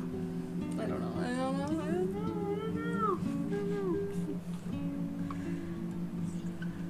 Hello? Open, please. I can't wait to set up my new computer. Also, I haven't finished my Payday 2 heist yet. Oh, you can go finish that if you want. I'm not gonna keep you. This is a short story I wrote, kind of with the idea of like, I wrote this story. I don't even know how long ago. When was the last time I wrote this story? I wrote this story like a few years ago. It was for a short story contest that I didn't get picked for it, which was sad. I guess because there's so many contestants that wrote better than me. But I kept the story. It's a short story. It's only like, it says 14 pages, but I used a larger font. It's not 13 years. It hasn't been 13 years. It's only been like 4. I wrote it like 4 years ago. So it wasn't my best writing, but it was definitely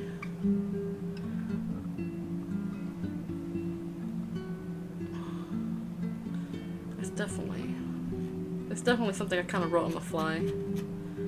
Who won and where do they live? I mean, they won fair and square. I'm not salty about it. I am not salty about it in the slightest. I mean, that is what it is.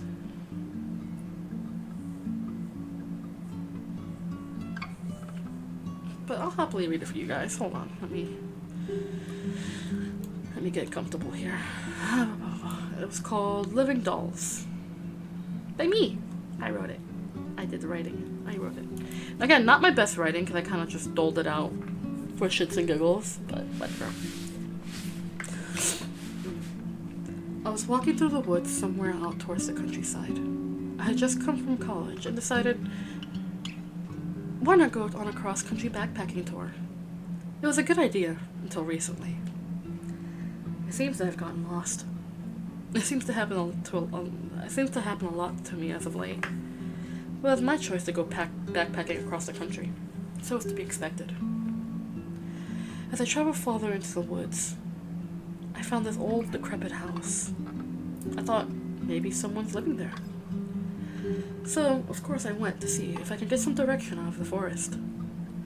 I knocked on the door and quickly stepped back as it opened on its own. I peered inside and quickly noticed that it was abandoned. So, of course, I walked inside and looked around for a map or something I could use. After a little while, I noticed that the house didn't seem completely abandoned, as there were some small things that looked as if they were recently moved. "Hello?" I said aloud, hoping to see if anyone was still there. I didn't get a response, but I decided to keep exploring the house. I went upstairs and explored the rooms. There was one room that was locked, an old bathroom, and 3 bedrooms. One had 2 beds in it. One seemed to be a young girl's room, and one had a very large bed in it, but the door was blocked by something heavy. I was only able to open it a little, just enough to see the bed. I went to the room with the 2 beds and found an old keyring that had 3 keys on it. The room wasn't as dusty as the rest of the house. In fact, it looked as if it had been cleaned recently. I took the keyring and looked at the keys. They were really old-fashioned, like the rest of the house. So I took one of the keys that looked like it matched the locked door next to the girl's room and tried to use it. I unlocked the door and saw that it looked like a sewing room with scraps of cotton cloth and burlap, and lots of thread strewn about haphazardly. It also looked as if the room had been cleaned recently as well, save for the cloth all over the floor. There were also mannequins of different sizes, shapes, and genders lined up against the wall. I looked around the room and didn't really find anything of note, except some really nice ribbon, a spool of waxed black thread and needle, a large scrap of burlap, which I felt compelled to take, and stuffed it into my backpack, which was nearly empty except for a canteen, a spare pair of jeans, a first aid kit, and a nearly empty bag of beef jerky and fruit leather. I closed the door. I closed my bag and shut the door without locking it. I went downstairs and found the kitchen, which was dusty and grimy. "Nope," I said, and walked right out of there. It horrified me to see the grime everywhere. I found another door under the stairwell and found it locked. It seemed to be a basement. Nah, I knew better than go into a basement in an old abandoned home, so I just left it alone. I went back into the kitchen and looked out the back door, which was left open. I saw that it was getting dark. The sunset shadow cast eerie shadows along the backwoods, so I decided to stay the night in the old house. I was tired and I had no idea where I was going, so I closed the screen door in the kitchen and went upstairs to the room with the 2 beds and decided to get some rest. I placed my sleeping bag on top of the bed and took off my pack. I grabbed my flashlight and looked around the room. It looked a lot like a boy's room.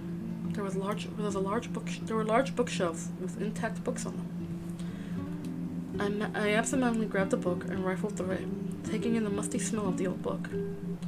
It was a well-worn copy of Midsummer Night's Dream, one of my favorite Shakespeare stories. It was a little grubby, and the pages had been dog-eared, but it was still legible. I sat comfortably on the bed and read until I fell asleep. I was awoken a few hours later by a soft rustling sound in the room. I opened my eye in the darkness and saw a thin male figure rifling around the bookshelf, looking through some of the books. He had a small lit gas lamp and spread a warm faint light through the room. It appeared that he hadn't noticed me and kept looking through his books. I opened both my eyes and looked at him closely. He had long hair, black and slightly shaggy, wearing a white long-sleeve V-neck shirt and a pair of black jeans. His clothes were somewhat worn and faded, and he wasn't wearing shoes. He was muttering to himself, a voice deep and a little rough-sounding. His hair veiled his face, so I couldn't see it. He crouched down and was pulling books out one by one, looking at the covers and pulling them back, apparently not having any luck finding the book he wanted. "Where are you, William?" he said to himself. I gripped the book close to me and bit my lip. If he hadn't noticed me, I should be quiet and he'll leave without being the wiser. Hopefully. Just be quiet. Just be quiet and he'll go away. But a loud sound came from my side of the room along with a flood of light. Ah, shit, my flashlight! I had forgotten about it, and it must have been on this entire time. Blocked out only by my arm that had just moved ever so slightly to clutch the book closer. He looked over at me, startled. He had pale skin and glassy green eyes. I looked at him and sat up. "Who are you?" he demanded of me. I stammered. "I was lost. I just needed a place to stay for the night. I'm sorry I intruded." He walked over to me and held the lamp to my face. I had the book he wanted, covering my face and cowering behind it. He took the book from me and tossed it aside as he climbed onto the bed, on top of me, pinning me down, his hand around my throat. I closed my eyes, waiting for whatever might happen to happen, but nothing did happen. His hand didn't tighten, but it held me down. I then felt his hand touch my cheek. It was rough and cool, almost cold in fact, despite the summer heat. I opened my eyes to look at him. He was extremely handsome, with porcelain pale skin that was absolutely flawless. A perfectly shaped nose, shapely lips, and his glassy green eyes seemed to shine. He was as perfectly beautiful as a sculpted porcelain doll. He sighed and slid off me, sitting next to me in the bed. "You're real," he sighed and looked at me. His face then went from relieved contentment to worry and anger. "You shouldn't be here. You need to leave, now." He grabbed my arm roughly and pulled me from my flabbergasted stupor. "Wait a minute," I managed to say. He looked at me. "I'm lost. I have no idea where I am. It's very dark out. I don't want to go back out there yet. Please, just let me stay the night and I'll leave in the morning. He bit his lip, contemplating. He then sighed and let go of my arm. Against my better judgment, you could stay. Only for the night. As soon as dawn comes, you must leave here and never come back. I'll help you out of the forest in the morning. But until then, whatever you do, whatever you may hear, do not leave this room. He grabbed the book I had fallen asleep with and left the room, shutting the door carefully. I sat back down on the bed. I laid back down on the bed, excuse me. What am I going to hear? Well, I'm not planning on leaving this room. Either way. I laid back down and stared at the ceiling. Now, I don't know when I fell asleep, but I was abruptly awoken by loud thumps and a muffled arguing right outside the bedroom door. I instinctively grabbed my sleeping bag and pulled it off the bed as I slid down and hid under the bed. I pulled my bag under with me and turned off my flashlight as soon as the door opened. I saw 2 pair of feet, one barefoot and one wearing black scuffed Mary Jane shoes. Where are the keys, Brandon? Our new toy won't keep still much longer. It was a young girl's voice, and it sent chills up my spine with its high-pitched, sickly sweetness. I'll look for them, Emil. Now get out. It was his voice. I bit my lip as I carefully reached into my pocket and took out the key ring I found earlier. I had almost completely forgotten about them. Shit. The young girl stomped her foot in a bratty way. I want the keys now! I heard her stomp over to this nightstand next to the bed. I held my breath. Not here. Did you knock them into the bed? I heard a soft thump as she got onto her knees and started to lift the sheet. Crap, I'm going to get caught. Stop, Emil. You're going to get your dress dirty. Let me look. It was silent for a beat. I didn't dare breathe or blink. You're right. Okay. You look. I'm going to go play with our new toy. She got up and skipped out of the room. I saw him get on his knees and pull the bedsheet up. His eyes were burning, and his face was spattered in flecks of blood. Are you okay? He whispered. I handed him the keys and nodded. He held my shaking hand for a moment. I'll come back in a moment, and I'm getting you the fuck out of here, okay? Without hearing my response, he dropped the sheet and left the room, closing the door behind him. I immediately slid out from under the bed and packed my sleeping bag. After a few minutes, the door opened again and he was there. There was more blood on his shirt and he was panting. He grabbed my hands. Come, we only have a few minutes, but we have to leave now. He pulled me roughly out of the room and down the stairs. We headed for the back door in the kitchen, which was wide open. Home free, I thought, as we reached the door, until a figure stepped out in front of the door. He looked at us in surprise as Brandon and I stopped short in front of him. He was wearing a faded black hoodie, jeans, and some ratty old Converses.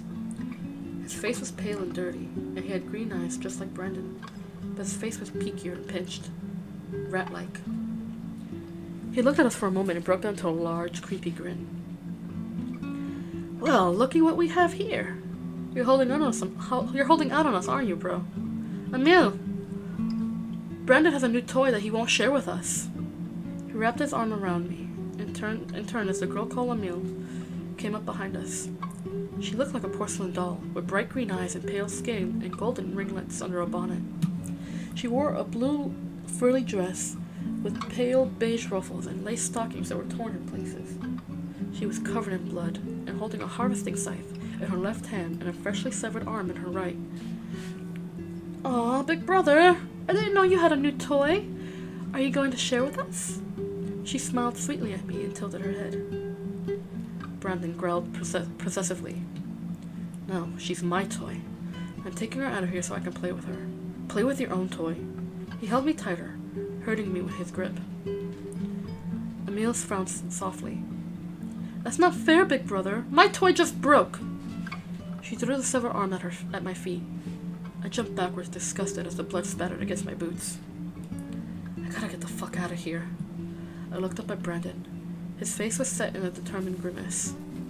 He glanced at me quickly and muttered under his breath. Get ready to run. No, excuse me, phone. Shut up. Get ready to run. I nodded. As soon as I did, he punched what I can only assume is his younger brother, in the face hard, knocking him down as he pulled me by the arm after him. "No, you don't!" Emil screamed, and I saw a flash of metal as the scythe flew past us. It was attached to a chain. I noticed as it flashed back just as quickly as it came. I glanced over my shoulder quickly to see Emil grab her scythe and help her brother back up. It didn't look like they were going to come after us immediately, so I turned and ran with Brandon. After some time, we slowed down to a walk. I looked behind us, panting hard. They weren't following us as far as I could tell. The sun was starting to come up. I could see a bit better.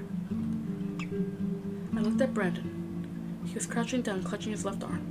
He had gotten hit with that scythe. "Hey, let me see that." I took out my very small first aid kit that was buried in the bottom of my bag. I knelt down next to him, but he pushed me away. "No! Just no. That won't do anything for me. Just leave it." I took my flashlight out of my pocket and shook it to charge the battery. "Don't be so stubborn. You're hurt and we need to stop the... I turned on the flashlight and stopped dead. His arm was almost completely severed and was hanging on by a few literal strands of thread. No blood spilled from his arm, at least not in the liquid sense. It looked as if straw and cotton was in his arm, mixed with clotted blood and oil, and was spilling out in chunks. Bleeding. I vomited. Not only at the sight, but in general. The shock was wearing off. What the hell was going on? I took several deep breaths to calm down. Brendan was hunched over and shaking, his hair veiling his face. "I'm so sorry," he said with a shaky voice. I took a deep breath and wrapped my arm around him, leaning my forehead against his head. I was anything but as terrifying as it was, I was anything but scared. Not of him. This was horrifying. But it must have been as painful for him as it was for me. Gradually, his shaking stopped, and he calmed down. I looked at his arm again. It was disgusting, a truly disgusting sight. But he was injured. "How can we fix this?" I asked softly. He looked up at me, his eyes glassy, as if he were crying, but his face was totally dry. "There's a cave not too far from here that my siblings don't know about. We can go hide there to rest. Come." He stood up, holding his arm together, and looked at me, his face set in a stoic expression. I stood up and followed him. The sun was visible by the time we reached the mentioned cave. It was really well hidden by fallen trees and bushes. I helped him push away some of the brush so that we could enter the cave's opening. It's apparent that he comes to this cave often, as there was an old sleeping bag rolled up against the wall, as well as a few books and an oil lamp with a box of matches. He sat down next to his sleeping bag and looked at his arm. It was worse than I could ever imagine. I turned on the oil lamp, lighting the darkened cave, and choked back another attempt to vomit as I observed the injury. "Not a pretty sight, is it?" He looked at me. I frowned as I dug into my bag for the burlap and spool. I took out a surgical needle from my kit and looked at his face. Looked at him, his face set in a look of complete surprise. "Tell me what to do." He recovered his composure and explained that I had to piece together his arm, wrap a strip of burlap over the wound, and sew it all together. We were silent as I slowly started to sew his arm back together. I felt that he was looking at me. I felt the heat rise from his stare as I concentrated on the sewing. "I'm sorry," he said at last. I pulled the thread tightly and looked at him. He was beautiful, flawless, but definitely not human. "What are you?" I asked softly. He looked away from me for a moment and then turned his head. "I'm a living doll." I couldn't help but just blink and stare at him. "What do you mean?" He sighed. "I was human once. along with my sister Emil and our brother Arden. They're twins, and I'm the elder. My father was an alchemist, and my mother, bless her, was a seamstress and a doll maker. I guess you could say we were a happy family for a while. Mother was a beautiful person inside and out. Everyone who met her would love her instantly. Emil looks a lot like her. Well, one day, she got very ill. Cancer, it seems. There was no way we could have known. She hung on as long as she could, but she passed away. We were all heartbroken by her passing. Father was the one who hurt the most. He wasn't the same after her funeral. He kept himself to his lab for days, even weeks at a time, only ever leaving to eat or to fetch something from the apothecary in the town. For 10 years he did this. I was 14 when Mother passed, and I cared for Arden and Emil while Father secluded himself. One day Emil was crying because she wanted to have a new doll. Being the only girl, of course she was spoiled. I told her that she would get a new doll after I got home from work, if she was good. I ended up taking any job I could in the town, just to be able to make ends meet. She said that she wanted Father to get her a new doll. Father, in the rare moments that he emerged from the lab, said that he'll make Emil a new doll that will last forever, if she was good. Emil, of course, was happy, and I was spared the bombardment of complaints from when I had to come home from work that evening. Or so I thought. When I came home that evening, I found the house empty.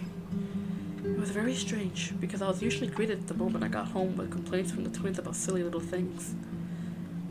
I found a note on the table in the kitchen from Arden that said he, Father, and Emil were going to go and get Emil a new dress and some supplies from the apothecary and would be back later that evening. Well, I thought nothing strange of it. I thought it would be good for them to spend time with their father since they rarely did anymore. I went to sleep early that evening. All I remember after I fell asleep were screams from the basement, and when I got up to look, Father had knocked me unconscious. I only remember bits and pieces.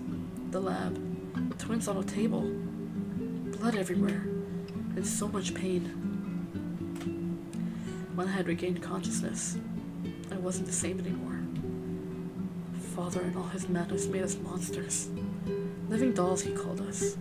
A memorial to our late mother, who loved making dolls. I was the first to wake, so I remember. Arden and Emil didn't wake up for 4 days after, but Father shot himself in the head with a pistol. He killed us and made us into living dolls, the product of his 10 years of mad alchemy. He thought we weren't alive anymore, that we had failed. He had killed himself, and I had only just woken up. And I only surmised that he made us a flesh-like cloth with his strange magic and science and used us as his experiments. He took away almost everything from us. And here we live, 200 years later. We need human flesh to keep ours from rotting. We eat it and it keeps us alive, though I truly despise the activity. All the cloth that's in the sewing room is from our father's doing. He left notes, and I'm the only one that knows how to keep ourselves alive. I hate it. I hate it so much. But I can't abandon my family. And so, our tale. We're monsters. Emil. She loves to play. And she likes to play with our victims, calling them her toys. Arden's the same way. They died as kids, so of course, that's the only thing on their minds, as twisted and distorted as it becomes. I just want it all to end. He closed his eyes. The pained expression breaking my heart in two. I finished sewing his arms. I was speechless. Truly. I had a million questions running through my mind. Unable to know where to even start. How, I managed to say after some time, how is it that you're still alive with all the necessary parts? He flexed his now mended arm and pulled me close to him. He held my head to his chest. Listen. I closed my eyes and listened. Tick, tick, tick. A clock. I looked up at him. Yes, in a sense. Clockwork keeps us alive. It keeps whatever is ours still alive. Remove the clockwork heart and we die. We just become life-size dolls. I considered this as I sat next to him. I never told him this though, among other things. Why did you keep me alive? It can't be every day that food just walks into your home, I asked. He opened his eyes and looked at me. Because you're alive. When I saw you asleep in my room, I thought, okay, another one of Arden's jokes. Placing a corpse or another doll in my room.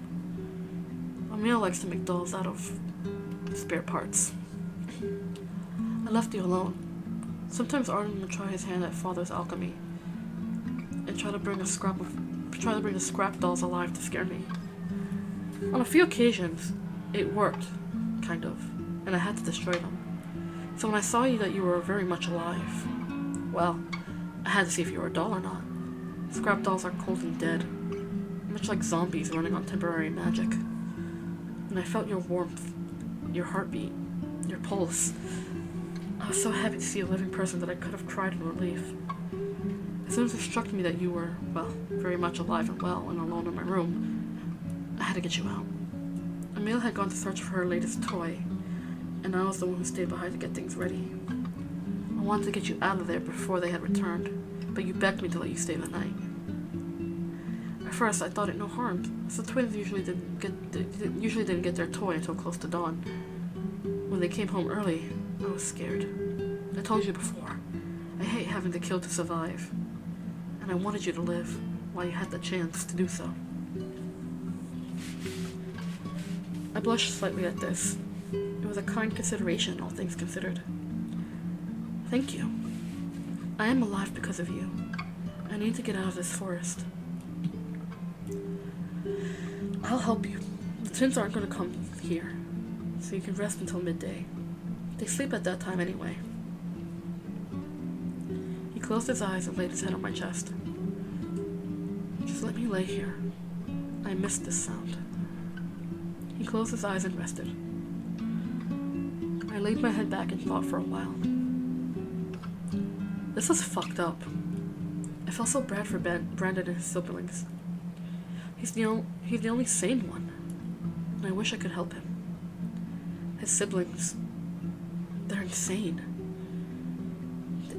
Victims, dolls, toys. Ugh, it's so sick. Brandon wrapped his arms around me and I held him.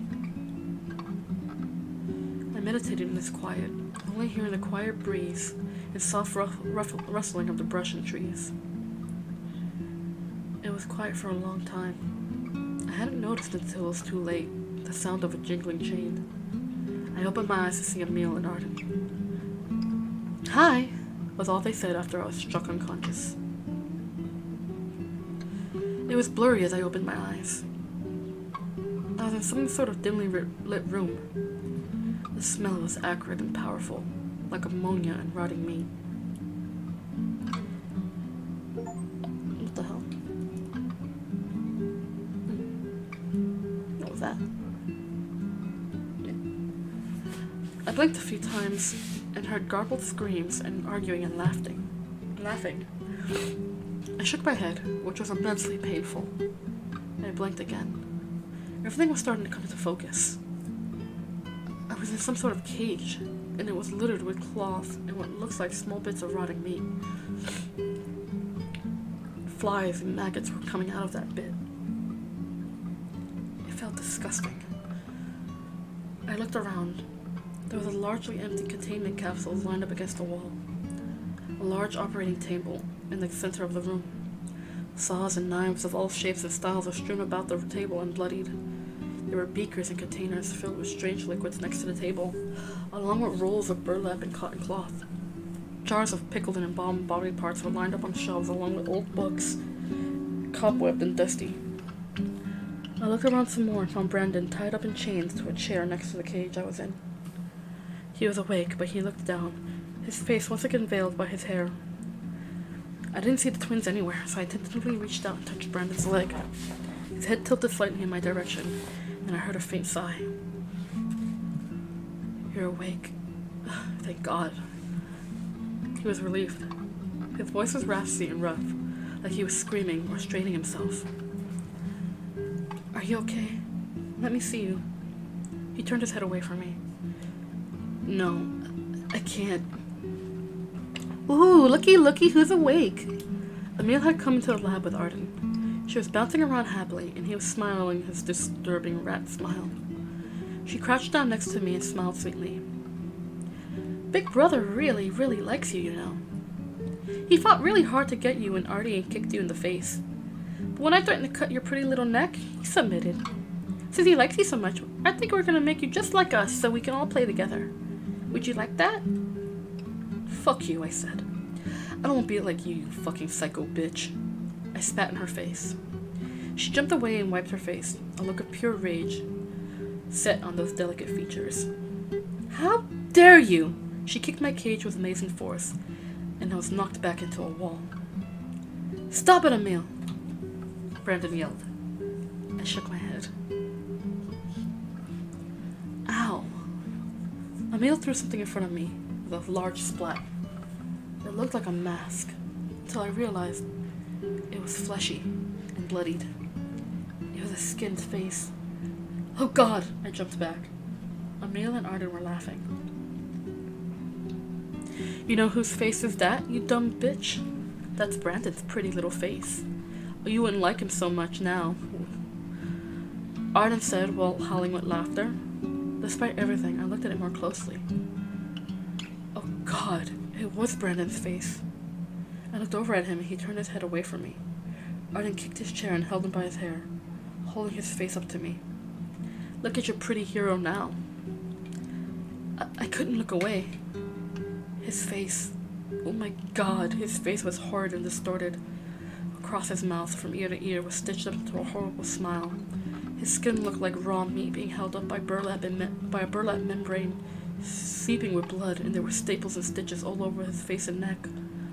His eyes looked at me pleadingly, as if to say look away, but I couldn't. He was a Frankenstein's monster made of flesh and cloth. It was so grotesque and shocking. But at the same time, I couldn't feel fear.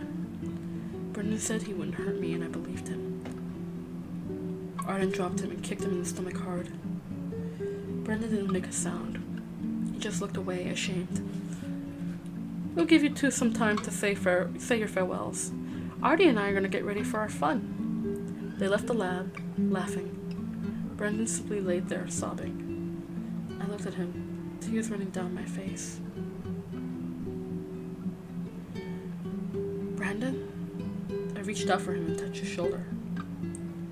He looked up at me, no tears in his eyes, but all the sadness of the world was there. I pressed myself against the cage bars and touched his cheek with my fingertips. It felt cool, leathery and rough. I didn't expect that, but he closed his eyes and leaned into my touch. I'm so sorry. I know, I said, tears running down my face. He pushed himself over and pressed his cheek into my hand more. I sighed and closed my eyes. I only heard the chains that bound his hands clinking and rattling. Was he trying to break them? I didn't know. I just wanted this to be over with. I opened my eyes and watched as the twins came in some time later. Arden pulled Brandon away from me into an upright position and then dragged me out of the cage. I pulled against him, but Emil injected me with some type of anesthetic. I was woozy as they strapped my arms and legs to the operating table. All I heard was the rattling of chains and the twins' laughter. Arden held up a long, sharp chef's knife and smiled. I closed my eyes and waited for it to all be over. Everything was fuzzy, confusing as I heard the sounds around me. The twins laughing maniacally as Brandon grunted and growled as he was trying to break free from his bondage. It was all futile. I waited for it all to be over. A sudden snapping of metal and a loud scream woke me from my stupor as I opened my eyes. I fought my consciousness as I saw what had happened. The tip of the knife was an inch away from my eye socket. I looked over and saw a large, grotesque clawed hand coming out of Arden's chest, clutching a small clockwork heart. The fusion of tissue and metal ticked only a few times before the hand crushed it into pieces. Emil screamed as the knife and the body was pulled away from me, landing with a clatter and a thick, wet thud. I saw Brandon, his face contorted with rage, his once green eyes burning red. He threw the body at Emil. He picked up the body and threw it at Emil and ran over and twisted her head with a loud snap. As she dropped to the floor, he began to break my bondage and lift me from the table. He grabbed my bag and the flesh mask and ran out of the lab. He slammed the door behind him and helped me outside. As soon as I left the house with him, I dropped to my knees and vomited. The anesthesia made me feel dizzy and sick, but it wasn't strong. It wasn't strong enough to take me out of full consciousness. My head began to clear up a little as I took deep breaths of fresh air. The sun was starting to set again, I noticed vaguely. I looked up at Brandon, and he looked even more horrifying than before. He looked at me and rubbed my back slowly. I never felt more grateful. I patted his hand as he helped me stand, and we started to walk again. I heard a loud scream and felt searing pain as Emil's scythe pierced my shoulder. I fell to the ground hard. I only remembered blurs as I heard a loud roar, saw Brandon and Emil fight. He grabbed her by the hair, ripped out her throat, and then ripped out her clockwork heart from the wound in her neck. He then dragged her body inside the house. I had no idea what was going on, and I was bleeding a bit from the scythe that was still in my left shoulder. I was fading out of consciousness again, only slightly aware of the smell of smoke. I woke up sometime later in the cave once again. I sat up and saw Brandon, back to his normal visage, washing a bundle of rags in a pot of hot water. He had built a fire and had 2 pots cooking over it. He looked up and smiled. Thank God you're awake. You have a fever. I stitched you up and wrapped your wound. You've been out cold for 3 days. I looked around. It was dark, and I was in a lot of pain, and so thirsty. I touched my chest and felt my heart beating. I was alive. I'm still alive. I looked up and Brandon hugged me tightly, but carefully. I was so worried.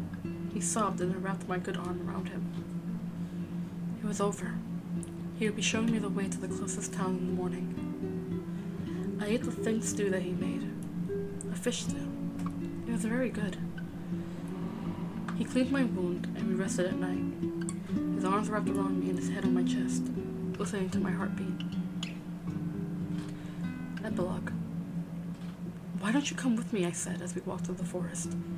He recounted to me all that had happened after we escaped the lab. How he killed his siblings, how he packed his things, how he set the lab and the house on fire, destroying everything he's ever known, everything that he only had for the last 200 years. It was truly amazing. I could come along, now that I don't have to watch my siblings anymore. I'm free for the first time in a very, very long time. However, I don't think that being around people is safe. Remember, I'm still a monster that eats people. Luckily, I don't have to eat often. Once every 6 months is enough to sustain me. I chuckled a little at this, though I felt very grim. Among the things he's told his siblings, the fact that they only need to sustain themselves with very little was one of the things they never cared for. Such sadistic little shits. When I had asked him why he couldn't control them, he said they were just hard-headed kids that only wanted to have fun. The way they died, they were only 12 years old. They were so young. But the way they died, they were only 12 years old. They were so young, and they were always hard-headed kids. He hated repeating himself, so at some point he just gave up. Are you you sure you won't come with me? I asked him again. The trees were clearing up and I could see lights ahead of us. He nodded as he came to the edge of the forest.